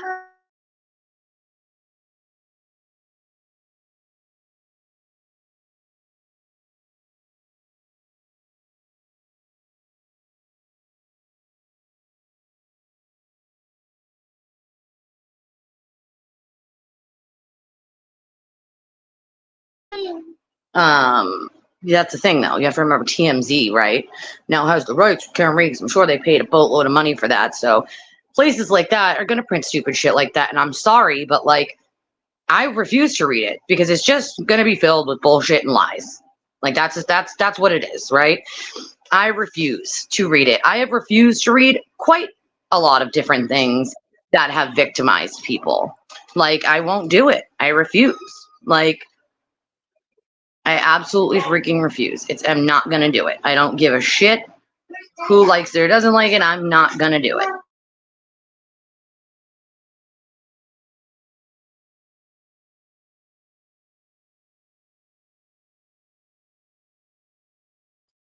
So it's like, I won't read it. I won't. I will not. I'm not gonna do it because it's not fair to the people that it's written about when it comes down to it. Like, it's all BS. I see a $15 dono from Emily. Thank you, Emily. She says, I appreciate your integrity. I appreciate you. Looks like I might be missing one, but I can't tell because it didn't pop up. So if you send something before, Emily, just let me know because I'm not seeing it. It looks like someone had to have because there wasn't. Looks like someone had to have made one dono before her, but I can't see it because if I take this stream off the screen, it freezes and stops until I look at it. It should have popped up at the top like hers did, but it didn't. So, but if you want to support the channel and me, there is a little ticker at the bottom of the screen that scrolls by and it tells you how to do so on Cash App, Venmo, and PayPal. And I definitely can use the support right now, that's for sure. As we all know, I am having a very tough go of it. So I appreciate you, Emily. I really do, because it's not, I don't get a ton of donos on my channel. It's little bits here and there, but I appreciate it more than because right now I literally need every penny I can get. So I have no idea what that just was. It was Emily sent a $15 dono, and I was thanking her. And no, that I got. I meant me vanishing. Oh. Yeah. Thank you, Emily. Yeah. Yes, thank you, because I literally need every penny I can get at the moment. So I appreciate you more than you know. And they are cruel about her appearance. It is like middle school. It's like child. Like, first of all, I didn't know it was okay to like talk about people's appearances. Like, listen, I've been very, very skinny and then I've been thicker. Like, right? The reason I'm thicker now is because the medication I'm on for my liver, that I was born with a shit liver, which is why I barely drink, maybe 10 times a year, wedding, birthday, 4th of July, something like that. But it's why I don't drink, because I was born with a shit liver and I was in the hospital for about 3 months when I was born because of it. And it really didn't bother me much until after I had my 4th child. So I have 3 daughters, and before Riley was born, we had a stillborn. So I technically have 4 daughters, one that is in heaven, obviously. But so after that pregnancy, my levels started going up, up, up, up, up. And so within the last like 2 years, I've been on like medication for it. So it's made me much thicker because it holds like water, retains water. I'm used to being like a size 3-5-ish. And I'm probably like a size 9, 10-ish right now. But again, I was a dancer for 10 years. I was small, tiny, right? Like I was small, not teeny tiny, not like 00 tiny, but small enough, size 3-5, like very small, like, and even then, this person looks terrible because they're older and they have mature skin, or, oh, this person is huge and fat, so they're terrible. Like, I have friends of all shapes, all sizes, all colors, like, and I love each and every one of them the same. Why? Because they're all amazing, awesome people, no matter how they, quote, look. What does that matter? No offense, but the same people who are sitting there dogging her looks, have they looked in a mirror? I'm just saying, like, have they? So my daughter's POTS started firing off when she was 13. And even though it causes cardiac and respiratory issues, it comes from the liver. It is rapidly plummeting blood pressure. Yep. Which means your body doesn't hold salt. Which organ is supposed to hold salt? The liver. So she walks around with salt packets in her pockets. And yeah, when she has bad months where she just cannot get it, it just is not working because she is intaking vast quantities of salt. She retains water. She gets puffy. But then when her symptoms alleviate, she goes back down to, she's 4'11" and 115. It's and she was a dancer because my daughter is 20. EDS. That's part of EDS. You're hyper flexible, so you're good at ballet. You're good at hip hop. You're good at jazz. See, that's the thing, right? So my daughter's disease is called STAT3 gain of function. Less than 170, now 75, because 2 people have died from it. 175 people on planet Earth, not just in the United States, but on planet Earth, have my daughter's disease. She's not even 5 feet. It causes short stature, weight gain, and GI issues. She has arthritis in every joint in her entire body. She is now blind in both eyes legally from the uveitis behind her eyes, which is inflammation behind her eyes. And she lost sight in one eye before she was 10, and the other one went in the last 4 years. And now she's going bald, right? So she's had chemo treatments, not for cancer, but for her disease specifically. It's the same treatment, unfortunately, same drugs, same treatment, to sort of get rid of the inflammation. And she has an immune disorder. So like it makes your immune system worse when you're on that. But like during COVID, she was on a chemo regimen, and the school was giving me a hard time about her being in person in 2021. And the doctors literally wrote a note saying she can't be in person. She can die if she contracts a cold, never mind COVID, right? And the school's like, oh, well, we can't do online anymore because the governor, and at the time it was Charlie Baker, signed in a remote mandate, like a remote ban. Basically, if you did remote learning, like it didn't count. And like that's unconstitutional, right? Like you can't do that. That's not a thing. Like, but because homeschooling, you don't even really have to. A lot of school districts, at least here, you don't even have to report back to the school system what you're doing, and they can't legally ask you. Nope. No. So why is distance learning through the school why doesn't that count? No, it did until the governor said it didn't, because they said it harmed a lot of people during COVID, but people like my daughter, it helped. So are we going to ignore the people that it helped? Right? So you're saying it harmed children, but it helped my child because of her disabilities to do it from home, remotely. So what do you mean? But my daughter is not even 5 feet and she's 70 pounds. She's never broken the 70-pound barrier. Her doctors have been trying to do it for fucking damn near 10 years now. Like she's never broken that 70-pound barrier because her disease causes short stature, which is being short, not like short like small people short, but just regularly short, and weight gain issues. Because she has a G tube in her stomach, which is basically a feeding tube. She eats regularly like a normal person, but her body burns off twice as much as she can take in normal food. So that means she's got to supplement it with the nighttime feeds through the G tube to give her the calories that she needs to survive. And, there's been a lot of, different things we've tried with her. Humira being one of the only things that like lets her walk really, like without using her wheelchair because of the arthritis in every joint. There's a few surgeries she needs to have, like, but that's her choice now as, you know, someone who's over 18, only she can make that choice. But my kid is in pain every day, every single day. She's in chronic pain and she doesn't complain. 9 out of 10 times she doesn't complain. There might be one day of the week she'll complain and say, it really hurts, I'm really stiff, like I don't really want to do much. But like most of the time she just keeps on keeping on. Doesn't mean she's not hurting, doesn't mean that she's not in chronic pain. She just doesn't complain about it, because what's the use of complaining every single day about something that you already know? You just suck it up and you deal with it. Like, yep, that's Zebra Princess. I mean, her joints, because she does have EDS, her joints slide in and out on a daily basis. Any given day of the week, she has at least one joint out of place that is subluxated in her sleep. She has dislocated ribs rolling over. How we initially found it was her eyes. They dilated her eyes at the eye doctor when she was 12, and they found what looked like a tumor behind her eye, and that's what started them digging.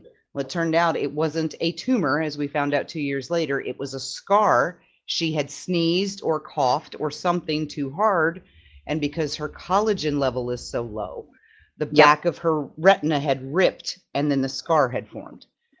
But that's what started us down that one. Always have your kids' eyes dilated if they ask, because they can find so my kid always much that way.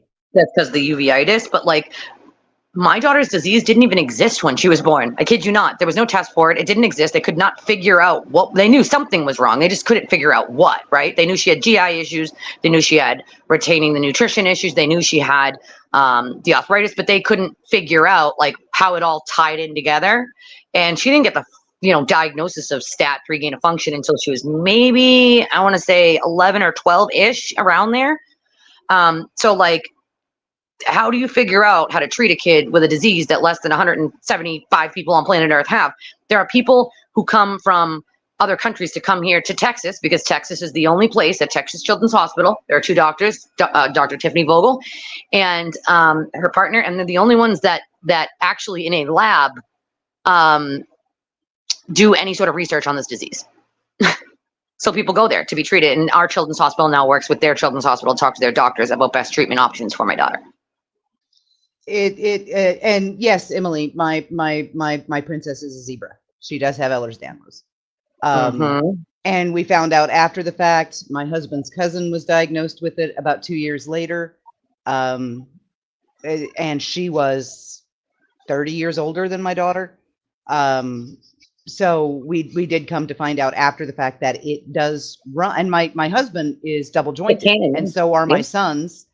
And number two son, who was the wrestler, has always had the ability to slip his shoulders out of place while he was wrestling. Used to that's kind of creep cool. people out like mad, because he could, like in an arm bar, right? You can't get out of an arm bar because conventional wisdom, you can't dislocate your own shoulders. Well, he could.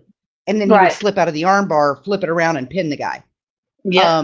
Which is like, to me, it was like no big deal, because then he'd get up and he'd like shrug and it would go right back in, and the whole audience is like, ow. And I'm like, nope, that's my kid. Right. See, that, like, that's the thing, right? Like, people don't realize how bad other people have it until like you go through these things, right? Like, you know, my daughter never asked to be born this way. You know, they said it could be genetic or it could be a freak accident. And we've done the genetics. There's nobody else in the entire family that has anything like it. So for her, it was just a freak accident. Like, that's just the way she was born. And same for some other families, but other families have it and it runs in the family. So they have other people with STAT3. So it's like, and the weird thing about her disease is it affects every person who has it differently. Some people have lymph node issues.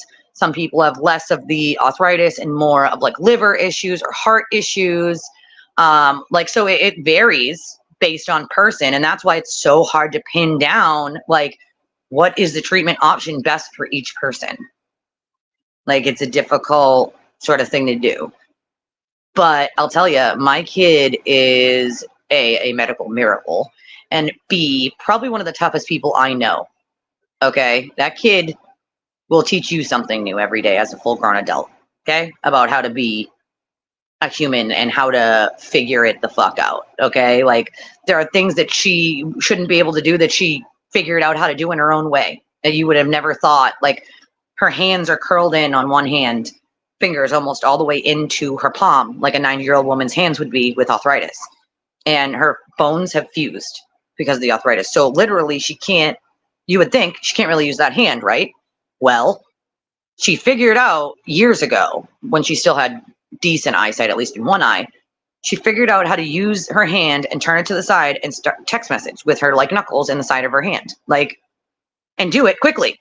Like, so you just figure it out. You know what I mean? Like, and she's one of those people that just figure it out. Like, she just figures it out. Like, and it amazes me. Like, you know, it absolutely amazes me because yes, she also has two different kinds. She has psoriatic and rheumatoid. So, you know, she's got two different kinds of arthritis. And arthritis is fucking painful because I have arthritis in my knees.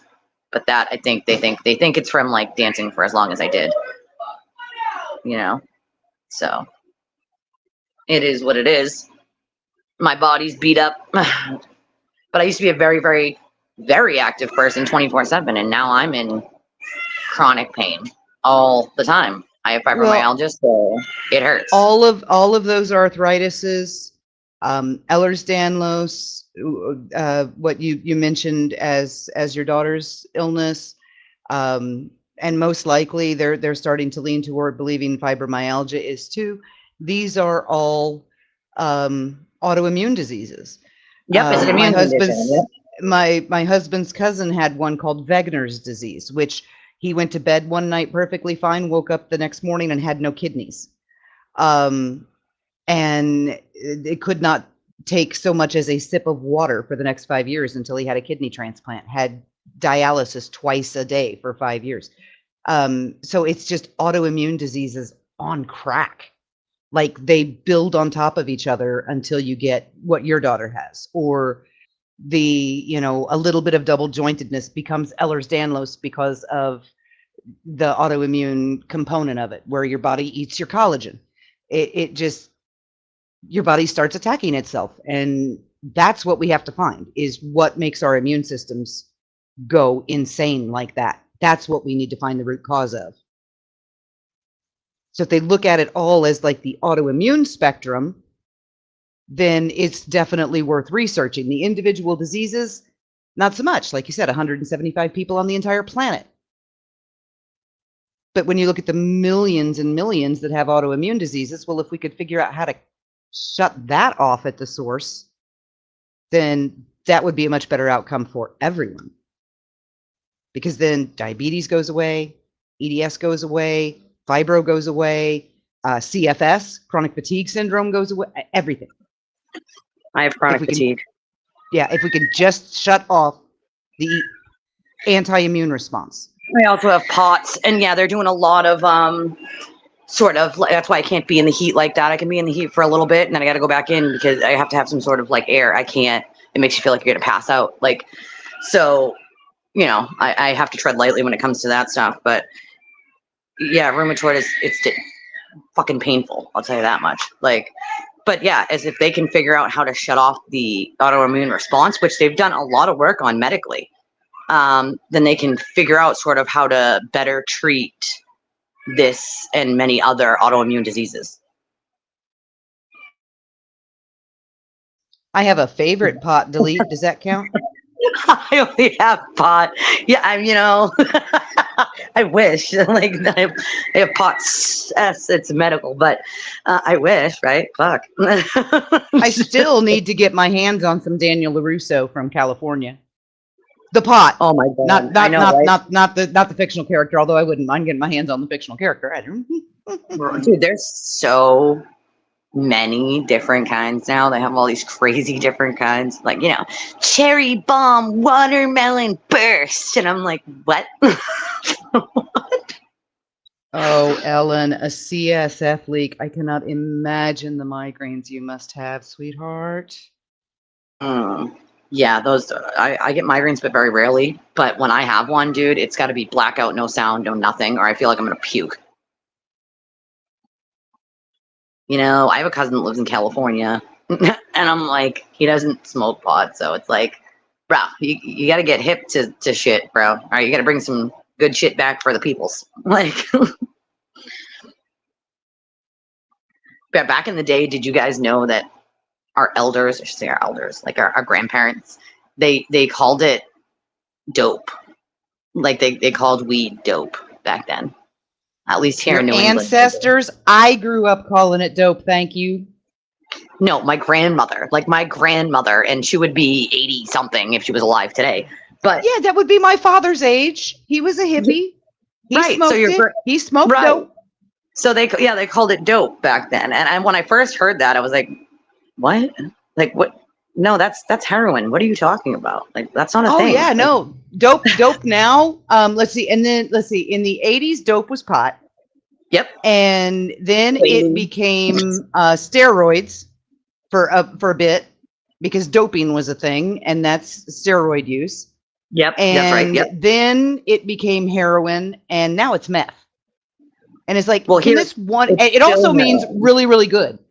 Dope also means ultimately cool. It does. Yes, it that was a thing back when I was a kid. Oh, it's dope. Like, oh, okay. That's the 90s. Thank the new kids for that. Donnie Wahlberg invented that word. I know. And I actually have friends who know the Wahlbergs. I grew up just short distance from where they lived and stuff. So I know people who like know their mom, who when she died, it was really sad. Like she was a great lady. Like, so yeah, I mean, the 90s. Can we go back to the 90s? That'd be fun. I want to go back to the days that Donnie was setting hotels on fire with vodka. Oh my God. Mark Wahlberg did so much damage to hotels around here. He had to pay them like so much fucking money. Like, Donnie's was a big, huge scandal. Big, huge scandal. Well, and I actually always thought it was Mark that did it and Donnie took the rap. Because Mark was with them at the time. Yeah, Mark had done so much damage to some of the hotels. Like when we were younger, we were like, bro, he did it again? Like again? So it's okay, I paid them up. Like, yeah, bro. But like, so it was one time that it got out that poor Donnie like took the rap for it. But like later on in life, I think it was an interview probably, I don't want to say 5 to 10 years ago, where he finally came clean and was like, yeah, I used to do a lot of stupid shit, like damage hotel rooms in my early days and like stuff like that. And so like, but that was definitely like a 90s thing, you know, damaging the fucking hotel room and going wild sauce on it and just paying the fucking owners. Like, here's 3 times the amount of the damage. Just shut the fuck up and don't say anything. I mean, the story made no sense because what he was telling the press, he's like, yeah, I just dumped some vodka in the hallway and set it on fire. No, you didn't. That is the dumbest fucking thing I've ever heard, Donnie. You did not do that. No. They trashed the room, like, and I mean trashed, like, about 1 million times over. Nonetheless, I don't know how. Back then, social media wasn't, you know, what it is now, obviously. But back in the 90s, like, the Wahlbergs, they grew up in, like, Dorchester. And I grew up between Dorchester and Quincy. And it's just right over the bridge from each other. So we knew a lot of the same people and would come across each other, you know, rarely. They were, like, 5 or 6 years older than me, somewhere around there, 5 or 6 or 7 years older than me, some of them.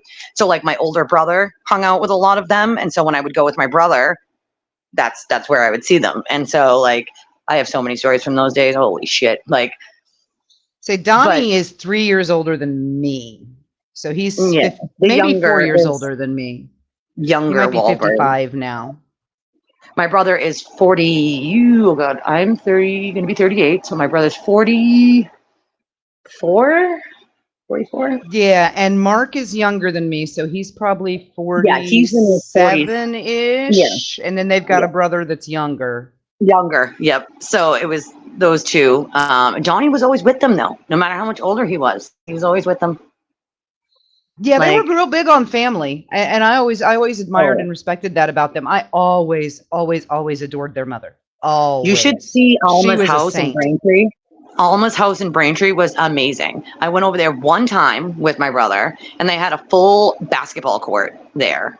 And it was, you know, there was trees, there's like trees sort of everywhere, and a full basketball court, huge backyard. Like, it was just like such a quaint, like quiet sort of like, this is your area and nobody's gonna like fuck with you because you're here thing. Like, and Alma was like the sweetest person ever. And just over and over and over, you would hear that from people too. Like, she was just like the sweetest lady ever. Like, so when she died, there was like a big community outpouring of support for the Wahlbergs, because they've done a lot for the communities around here, especially Dorchester. They've done a lot for the Boys and Girls Club and the YMCA, things like that. Right. And then Joey was from Jamaica Plain. Yep.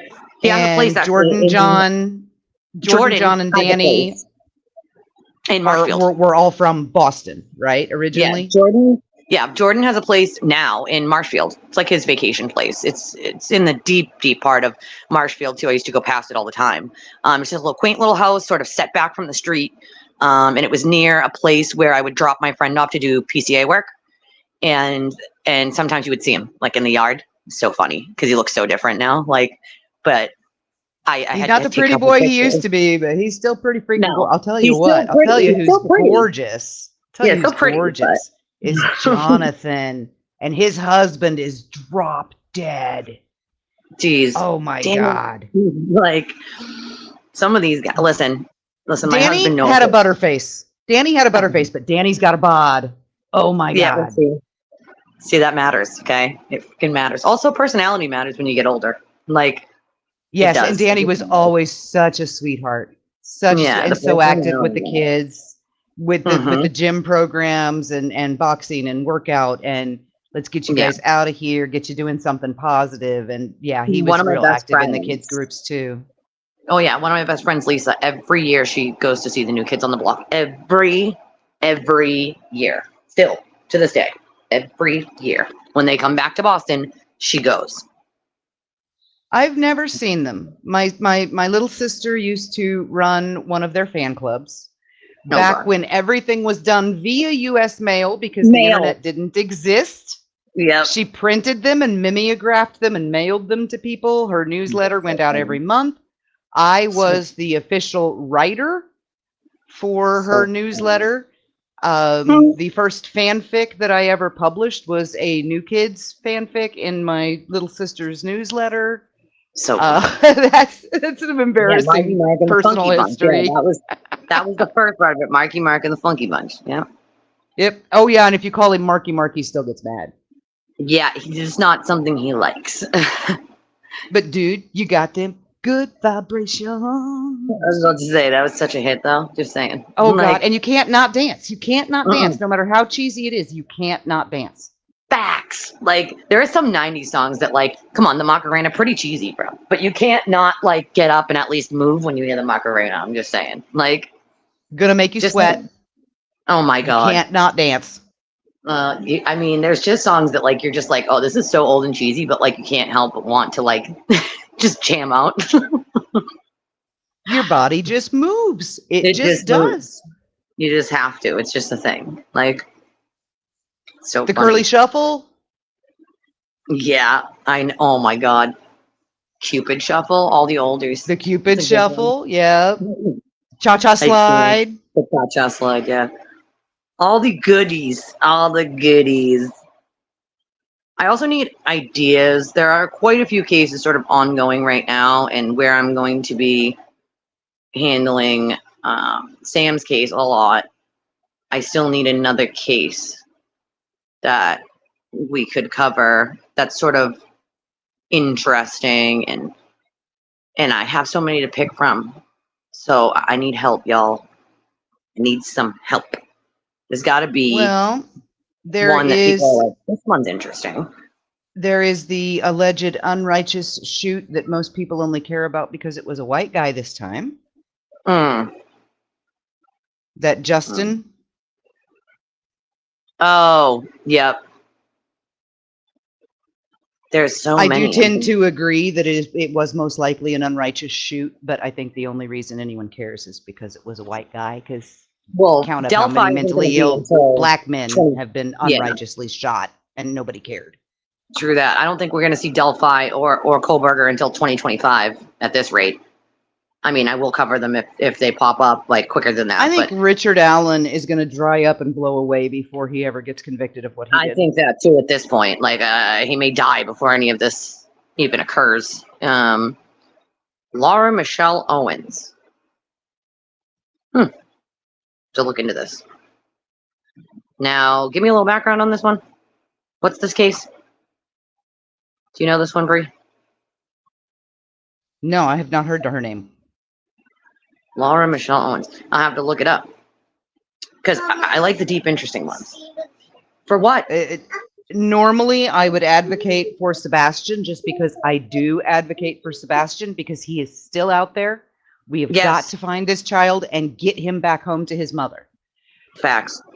Big facts. And there's a lot of fuckery going on there. Everything else that is being done in his name, and because it is so difficult to keep your eyes on Sebastian through all of that. I, at the moment, don't advocate anyone else getting involved. Yeah, I mean, that's one that I haven't really, I mean, I've touched it, but like I'm almost at the point where I'm like, I don't even know if I want to touch that one, just because, like, of course we want to advocate for finding him. And if there's any information anybody has about anything that's related to him, like, or finding him or anything that they, you know, saw or didn't see when it comes to Sebastian, I urge you to either reach out. You can reach out to me or the cops or whoever you feel comfortable to.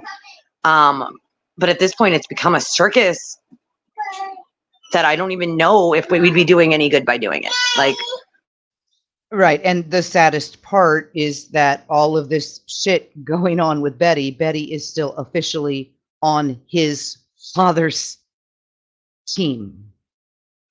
Right. So that's another weird thing. That's why I say, like, I don't even know if we'd be doing any good in the case if we covered it. Yeah, it's impossible. And people that have been on Chris and Katie's side have been revealed to have been hanging out with some of the fakers on Seth's side since Riley Strain, which means they knew each other in advance of this. And then there were big, it's just trying to keep it all straight is impossible. Nonsense. One of my best friends in the universe, one of the smartest women I know, hands down. She's having difficulty keeping it all straight because the stories have changed so many times out of these people's own mouths that you can't tell truth from fiction anymore because they can't. Well, that's the problem. But also, I think, you know, I've watched things where people, you know, explain something, and then if it is asked again, they explain it, but they explain it in like a different way or use different words, and people are like, well, that doesn't make sense. That doesn't go with what, but they're not giving you every single detail. It would make sense if they explained everything from A to Z, but like, they don't have time to explain everything from A to Z, right? Like, so I also think at some points, like, it might sound like a lie or that it doesn't make sense, but it probably does make sense to them. You know what I'm saying? With all the other information that they have. So that's another thing that I am very wary of because I've seen it happen. I've seen people be like, "Oh, that's a lie because this person said this and this person said that." But like, when you get the information that fills in the gaps, you're like, "Oh shit, that did make sense. I just didn't know this, and this." And they're not obligated to tell us this, and this, you know? So it's hard. Like, it's hard because you don't want to, you know, say someone's lying if they're not either, you know? So that's where I'm like, I don't know if I want to touch that with a 10-foot pole, other than saying that, you know, Sebastian needs to be found. And if anybody has that information, even something that seems like it's not relevant, it could be very relevant, even if it's something very minute, and you should tell someone, you know? Donna Adelson, Clayton, The Bachelor, yeah. Oh, serial twin pregnancy fraudster. Oh, interesting. I have to look into some of these. I know the Bachelor one. I know the Donna Adelson one. That one's a fucking, almost like a comedy itself. Oh, that lady. Like, dude, how many, like, first of all, I've never seen a court allow someone to fire so many fucking lawyers a day in my life. Usually they're like, all right, you're not mentally competent at this point because you can't even keep one fucking lawyer. You know? Like, that's not a thing. Like, it's just not a thing. Like, so it's like, a lot of these I'm like, but I think some of these are good ones. Some of these we should cover. Like, I think Sam's case is an important case too, though. And I know where people might disagree with me that he shouldn't still be in prison 30 years later. I don't disagree with me. So that is something I'm going to cover. The shooter is out on the street while Sam sits in prison. You know, his family calls him Mike because, you know, it's part of his name, but his first name is Samuel. And I think, you know, Mike is what he likes to be called anyway. But I don't think he needs to be sitting in jail 30 years later. I think that's a very big injustice. And that's a case that I'm going to delve into. And I've been working on it for some time. Oh, that would be awesome, delete. You're right about that. You are definitely right about that. That you got to watch carefully too, because there's so much with that case and that family, right? It kind of reminds me almost of the Murdoch family, not in the way that the case was done, but like the family dynamics, sort of. So it's like one of those families that you're just like, oh, well, people didn't want to say shit, right? Like, but I think, yeah, these are definitely things I think these are things we should set up, delete. If you want to email me, we could figure out a good time to do it, because I think that would be fun. I think it would be fun. But you're right, Donna's trial is going to be important for future arrests of the family. Like, so it is an interesting case too. Like, there's just so many of them at this point, but I think a lot of these we definitely should cover and talk about, because, you know, I want to do each one of them the justice that I know that I can do. But, you know, you guys know I'm very careful when it comes to not trying to make anyone a victim that of people like Aiden has done, like, you know, of like, oh, these people must be guilty. Like, I don't want anybody to be victimized by lies and internet rumors, because it's happened to me. It's fucking happened to me, and it's a lot to deal with. So I'm very careful to, you know, everything I say is my opinion, right? Like, it's not, can't be, unless I know it as a fact, right? Then I would tell you guys that that's something that I know as a fact. And with the Reed case, I know a lot as fact. Probably because I live so close, probably because I have information that other people don't have. But there are things I know as fact in that case that other people had no idea about. But some of these other ones I'm probably not going to, because I'm far removed from it. But I do like giving my legal analysis on it, even though I'm not a lawyer. It's, you know, everybody knows law has been a passion of my life, and I have been studying it since I was 11 or 12. And I know it pretty fucking well. So, you know, when we get to that point, I like to be able to sort of explain to people what's going to happen next in a trial. What does all the legalese mean? Because you can watch a trial, but have no idea what the fuck the lawyer is talking about, or the judge, when they're saying things, because they use legal terms that not every normal person's going to know. So I like to be able to explain to people, like, this is what's going to happen. This is what could possibly happen. This is what they're talking about. This is what this motion means. That's what this motion means. You know what I'm saying? Because if I can break it down into layman's terms, people get to understand it better, right? Like, then they can understand cases going forward better. And that's like my thing, right? Being able to give information so that people can understand it in a way where they don't need my fucking help. They can just watch just fun, you know? Like, we can all watch together just for fun, but that they can understand it. And because there's so many people that watch these cases, dude, like, and they're just like, oh man, like, why do they do this, and why can't the prosecution do that? And you're like, that doesn't make any sense.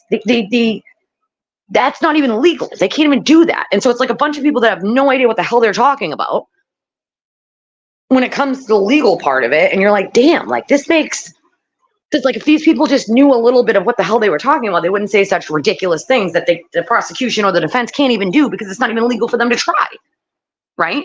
Like, so I don't know, like, yeah, I mean, we can do that one if that's one you guys want to do. I have no problem covering that one. Shit.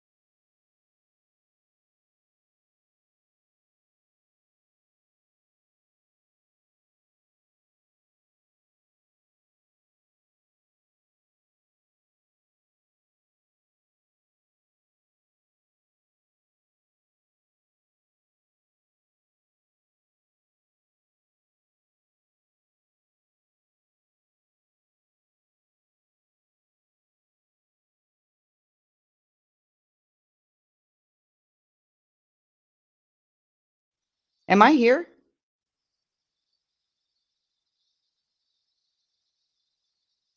I don't think I'm here.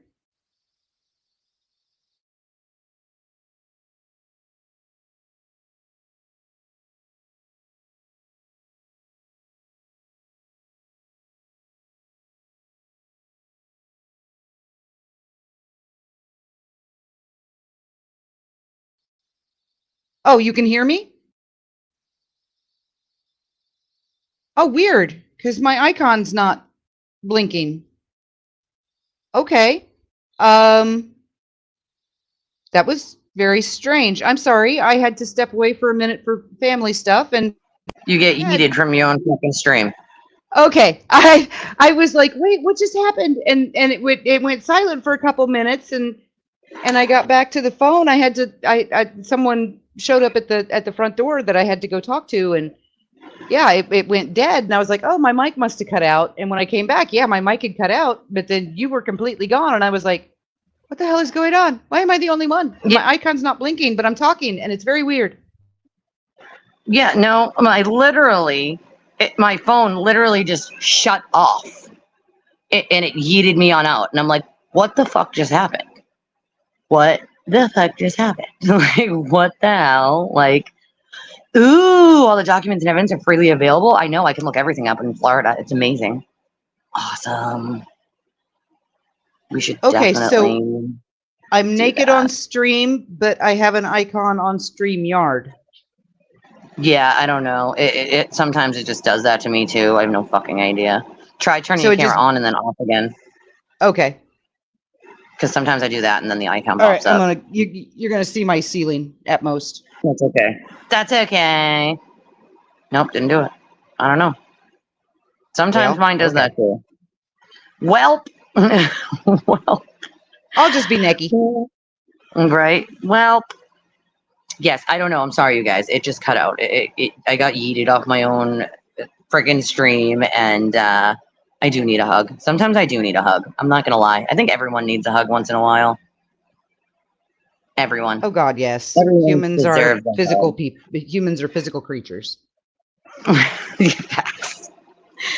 You're naked, Delete. What do you mean? Everyone's naked. Imagine how many people actually do sit behind their computer, do live streams naked. I bet people do this. I bet people do that. I bet it's the thing. I could never, no matter Me how either. confident I am in my ability. Right. Like if I live in accidentally fear your of camera showing just my popped on. face, let Oh alone my everything God. else. I mean, I don't worry about that, but like, Jim, what if like your camera popped on or something and StreamYard did its thing? Like, you'd be screwed. Like, you'd be. It was alien. Suddenly you're Jeffrey Toobin and you're yanking it on a CNN live My stream or God. something. I remember that. Holy shit. I remember that. That's hilarious. I can't even. That was pretty fucking funny, not to lie. Like, I can't believe he's back. He's like back as a commentator. It's like, what is wrong with you people? Yeah, I mean, he's they a think smart he's man, but he about it. yanked it live. Like, come on. Blame it on the cat filter. Duct tape the camera. You know, I mean, to be fair, I'd probably burst into flames if I walked into a church. It's okay. My past transgressions of being an addict would probably immediately burst me into flames. I mean, you never know. Oh, the church would burst into flame if I walked through the door. That's like, that's how freaking lapsed my Catholic is. Yeah, I mean, my family was Catholic, but that wasn't my choice. That was my family's choice. So I'm not a hugely religious person. More spiritual than religious. I was raised Catholic. I did CCE on Wednesday. I did confirmation. Mm-hmm. I did the whole thing. Got to be 18 years old, got into it with the priest, and that was the end of that. I think by the time confirmation came, I kind of told my family to go F themselves. I'm like, I'm not doing this. Why do I'm choosing not to?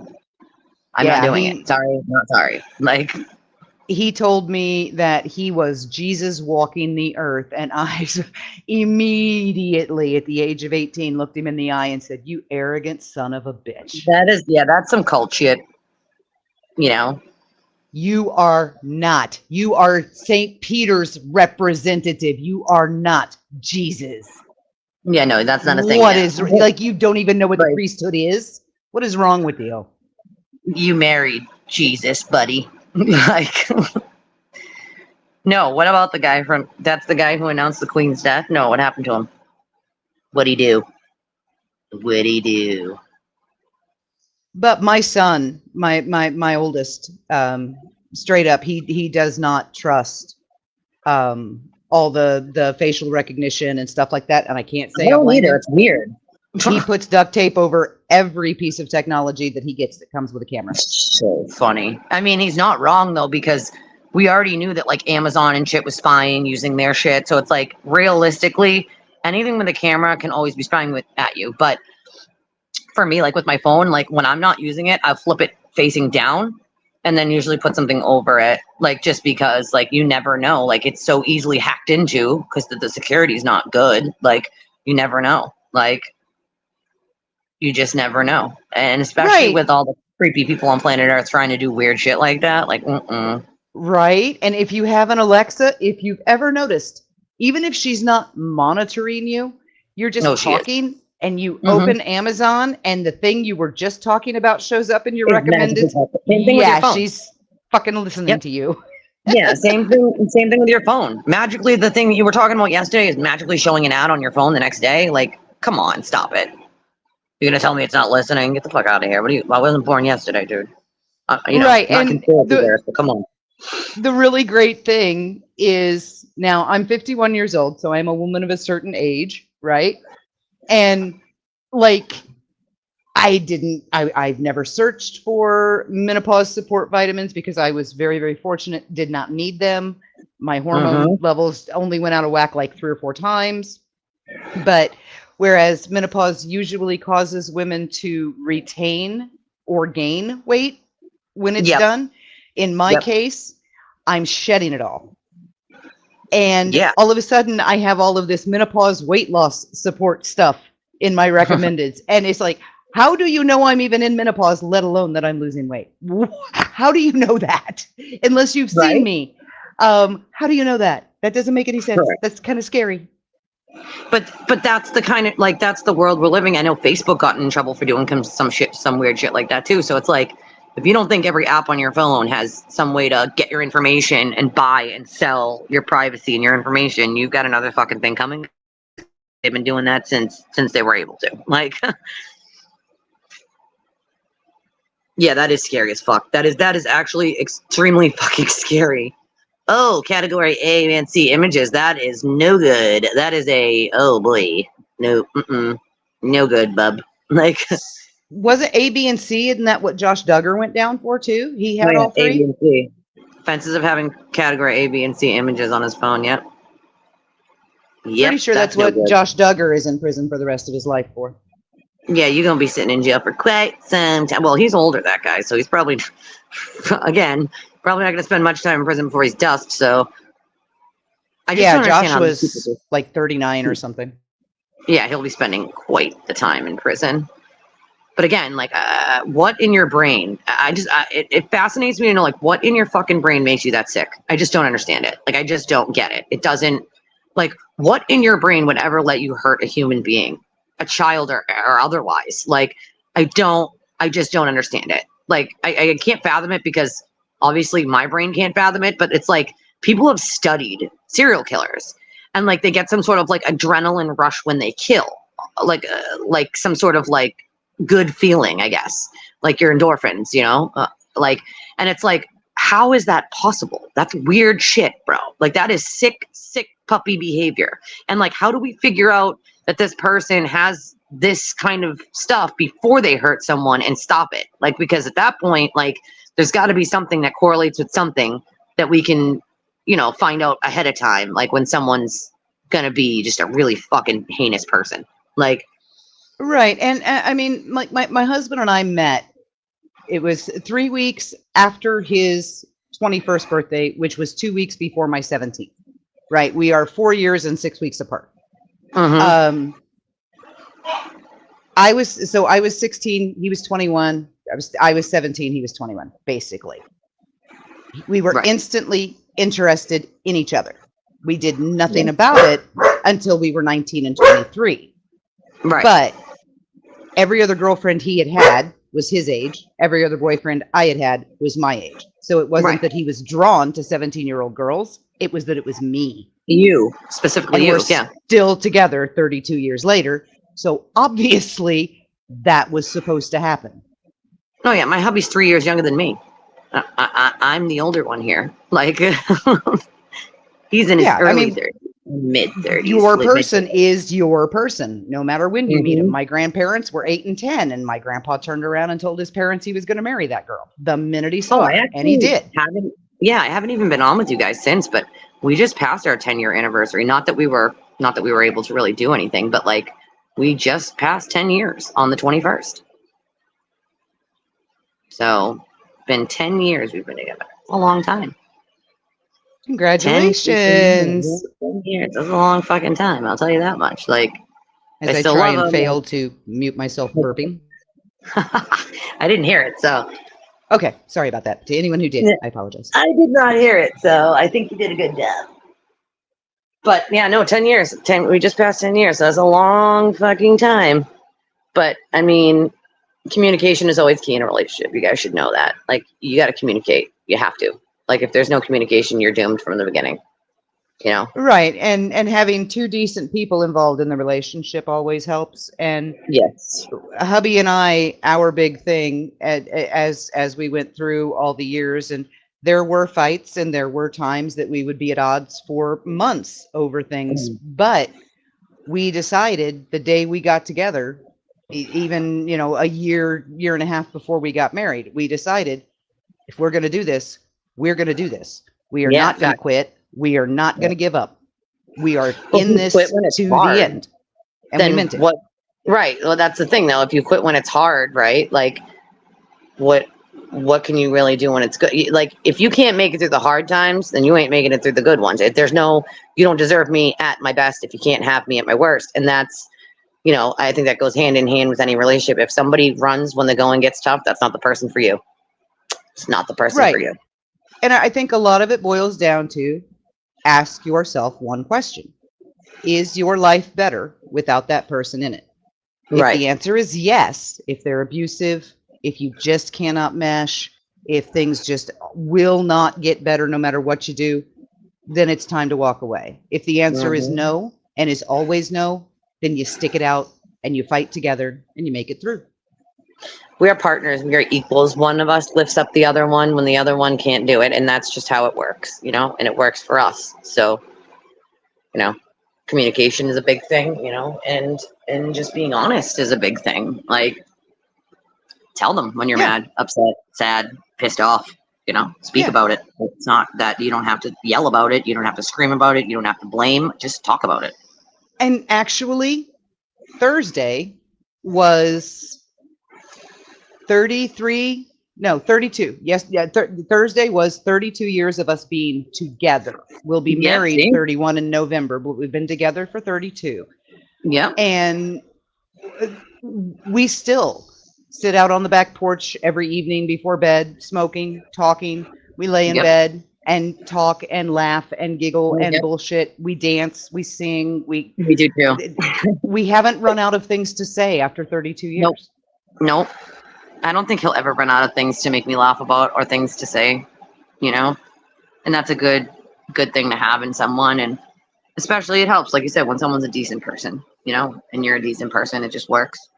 Right. When you have found the person that you can see yourself living in a cardboard box with and know that it's okay, then you found the right one. Then that's the person. That's your person. Everyone's got a person. I believe everyone has a person. I absolutely believe that. Everyone has a person. My grandparents, my father's parents, believe me, they made me believe not only in the everyone has a person, but the Adam's rib theory. Although I'm not as big of a proponent as I was at the time, which the Adam's rib theory holds that the woman is made from the man's rib, right? Yep, that's correct.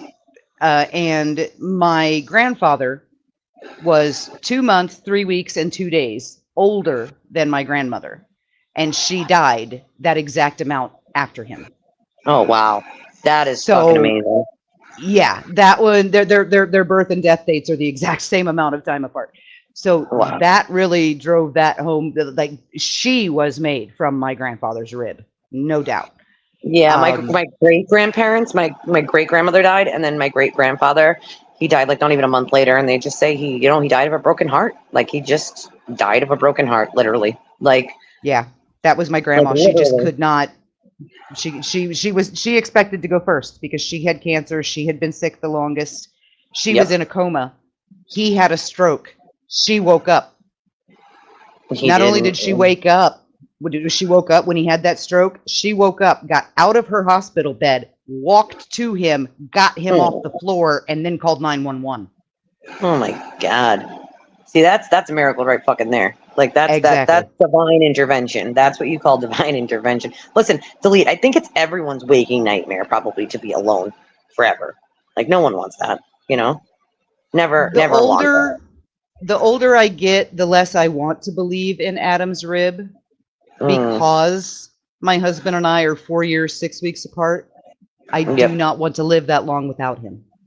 No fucking way, dude. That's another. Yeah, me and my husband are 3 years and some change apart, and it's no way, no fucking way.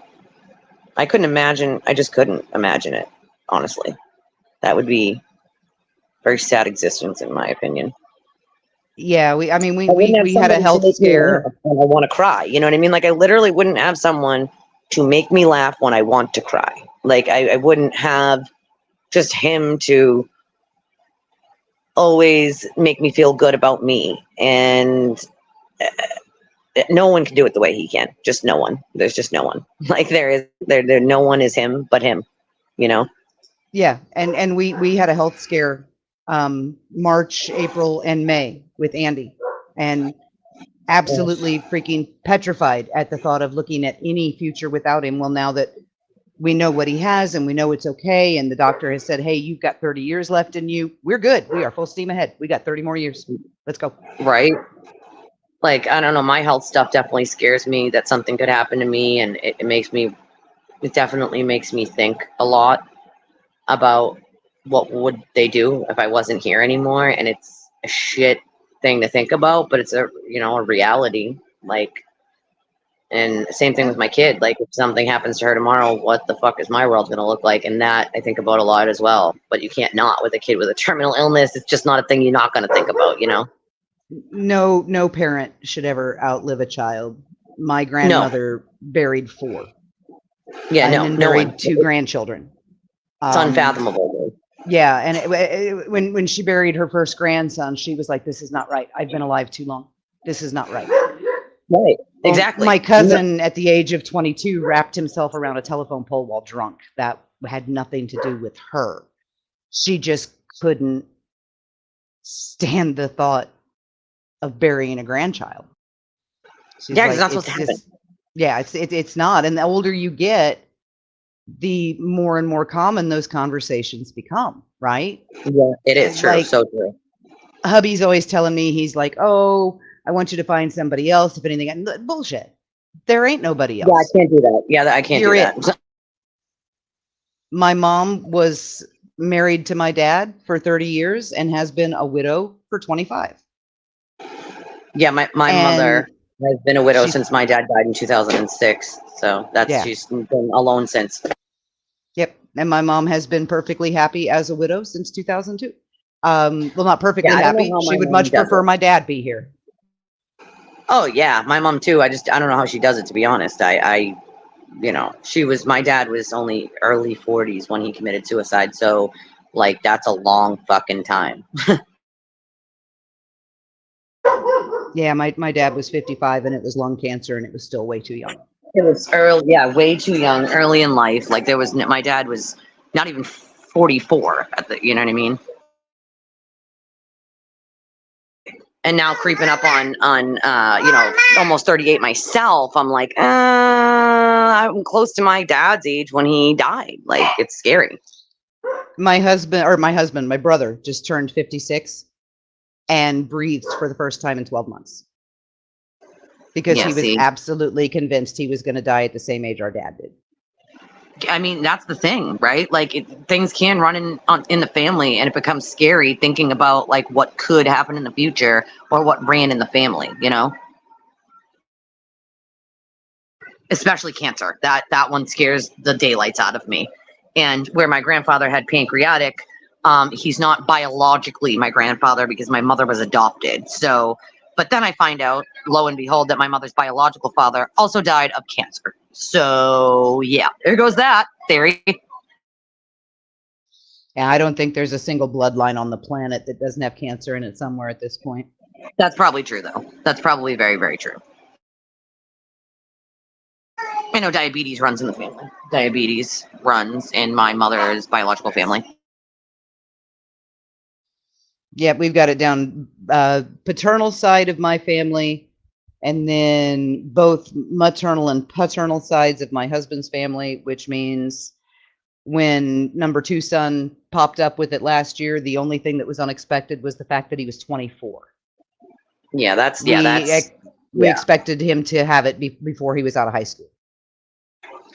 See, that's that stuff. Like, that's the stuff you got to think about in life that you just want to actually forget about and not think about, you know?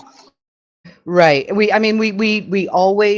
watched him the closest because he was the one with the excessive thirst. He was the one with the rapid urination. He was the one with the small bladder. He was the one that was, and his sister, we knew what caused her small stature was the EDS.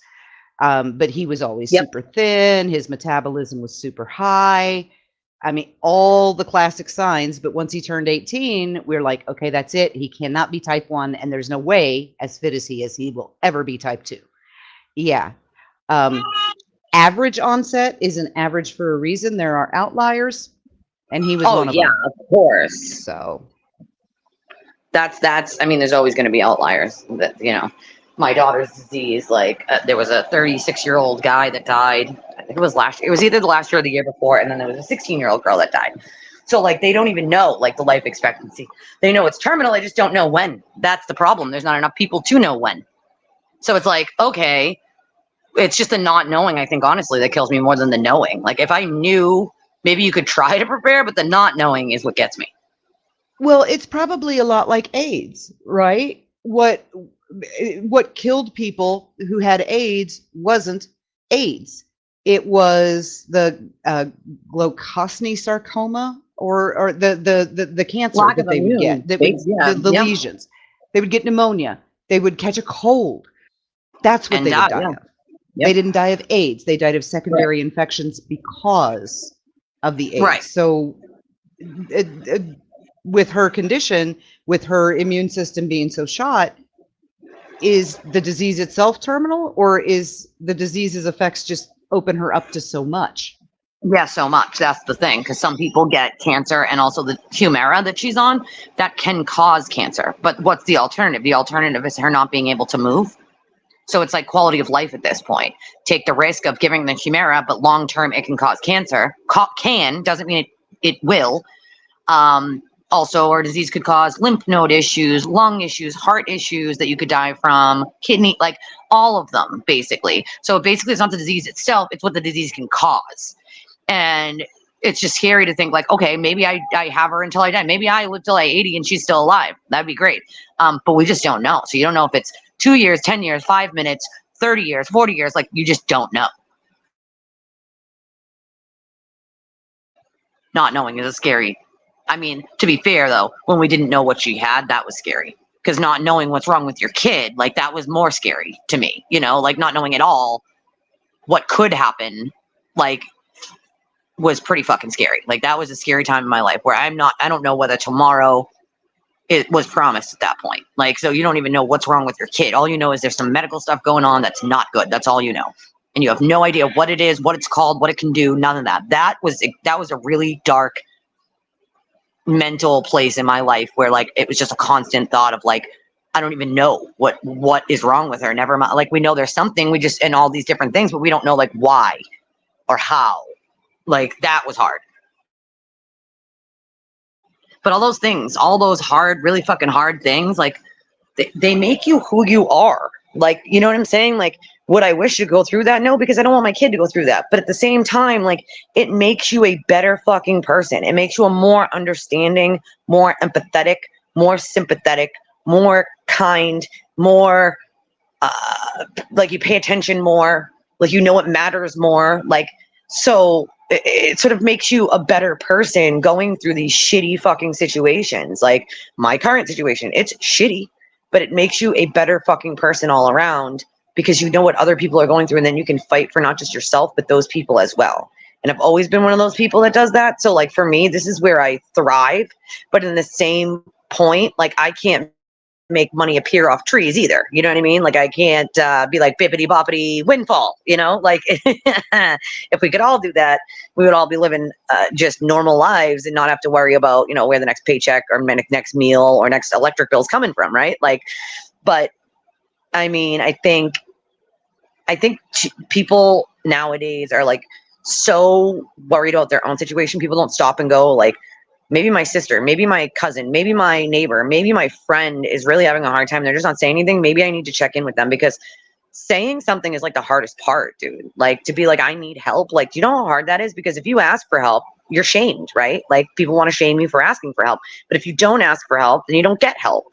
And you can't just make things appear on your own. Sometimes you need help. That's why it comes from, it takes a village. And my grandmother was a very big believer in it takes a village. Like, if a family member needs help, my grandmother would help, because it's the right fucking thing to do. Like, if you can and you have the means to, why don't you? Like, you know? Right? I think today I could bippity boppity some money everyone would know. I'd be like, oh, Oprah, I bippity boppity you a house, and I bippity boppity you a car, and I bippity boppity you $10,000 to start your life and have a savings, and I bippity boppity everyone some stuff so that they can survive. I would be bippity bopping until I couldn't bippity bop no more. Like, I'd be the bippity boppity Oprah. Like, that's literally what I would be, the bippity boppity goddamn Oprah. Like, I've always said, though, if I ever did, like, win the lottery or come across something like that, like, I would buy all the old schoolhouses in Massachusetts, because they're all like, we have old abandoned schoolhouses. Do you know what kind of, like, housing we could turn that into? Like, we could literally buy those properties, turn them into apartments, give them to people of lower or moderate income, and all they would have to worry about is paying for their utilities. Right? Like, I own it outright. I'd be a millionaire. I don't need to make money off of it. Like, they just need to pay their utilities, and they have a safe place to live for the rest of their lives without having to worry about anything but the electric and the gas, which I think everyone could probably cover with a job at this point.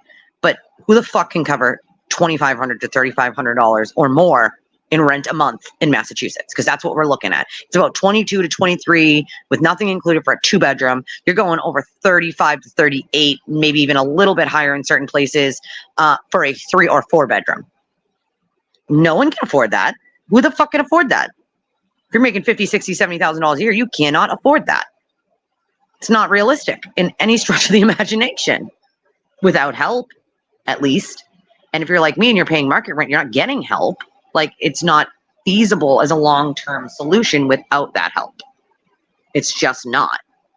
Especially if you have medical, or you have children with medical, or like you have other, like, it's just not feasible, and it makes no sense. Like, I've thought about leaving the state. I kid you not. But it's like, where, you know, yeah, it is mad. It's fucking insanity. Makes no sense. No logical sense. None. We are more expensive than every state in the entire country except California and Hawaii. Those are the only 2 states that are more expensive than us. Well, We are the Hawaii 3rd is at most least expensive state. An island, justified, right? being out in the Yep. middle of the ocean, and, you know, everything has Yep. to be either flown or shipped there. Yep, exactly. Exactly. In California, because it's fucking California. But other than that, we are more pricey than any other state in the United States. And I'm sorry, but we're the second or third smallest state. Make it make sense. Make it make sense. You know, people are like, oh, it's market rent. No, what market rent is one landlord jacked it up, and then all the others around them said, oh, that guy got that for that, so I'm going to do that too. That's not market rent. Market rent is what you can afford of 30% of your income compared to the incomes in the surrounding area. That is not what we're dealing with right now. It is well above, quote, market at this point. Well above it. Unless you're a, quote, lawyer or doctor, that market doesn't work for anyone else. And it's just sad. Because there are so many people suffering. And it's like, to sit there and watch it and to deal with it, it's painful. I kid you not. It's painful. Like, worrying is painful. I feel like it gives me more fucking wrinkles. And I don't even have really wrinkles, but I'm telling you, I'm getting them. More gray hair, more freaking wrinkles. I'm getting my first wrinkles just from worrying. Guess it happens, but fuck, man, you know? Ridiculousness. So today's Saturday. I'm thinking we do a Sunday night. Yeah, maybe a Sunday night or a Sunday morning live and try to dig a little into this Adelson case and figure from there what we're going to do with some of these other cases, because I'm going to be doing Sam's case a couple times this week, dealing with that. And then I guess, you know, any other like news on some of these cases, obviously we'll bring as fast as we get it, obviously, clearly. But I'm ready to go get some lunch, and my kid wants to go in the pool.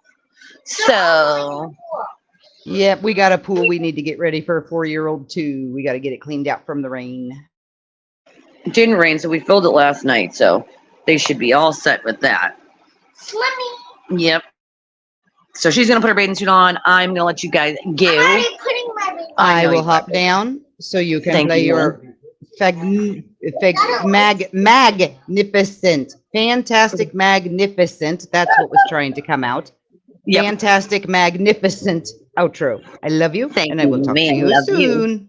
Yes, ma'am.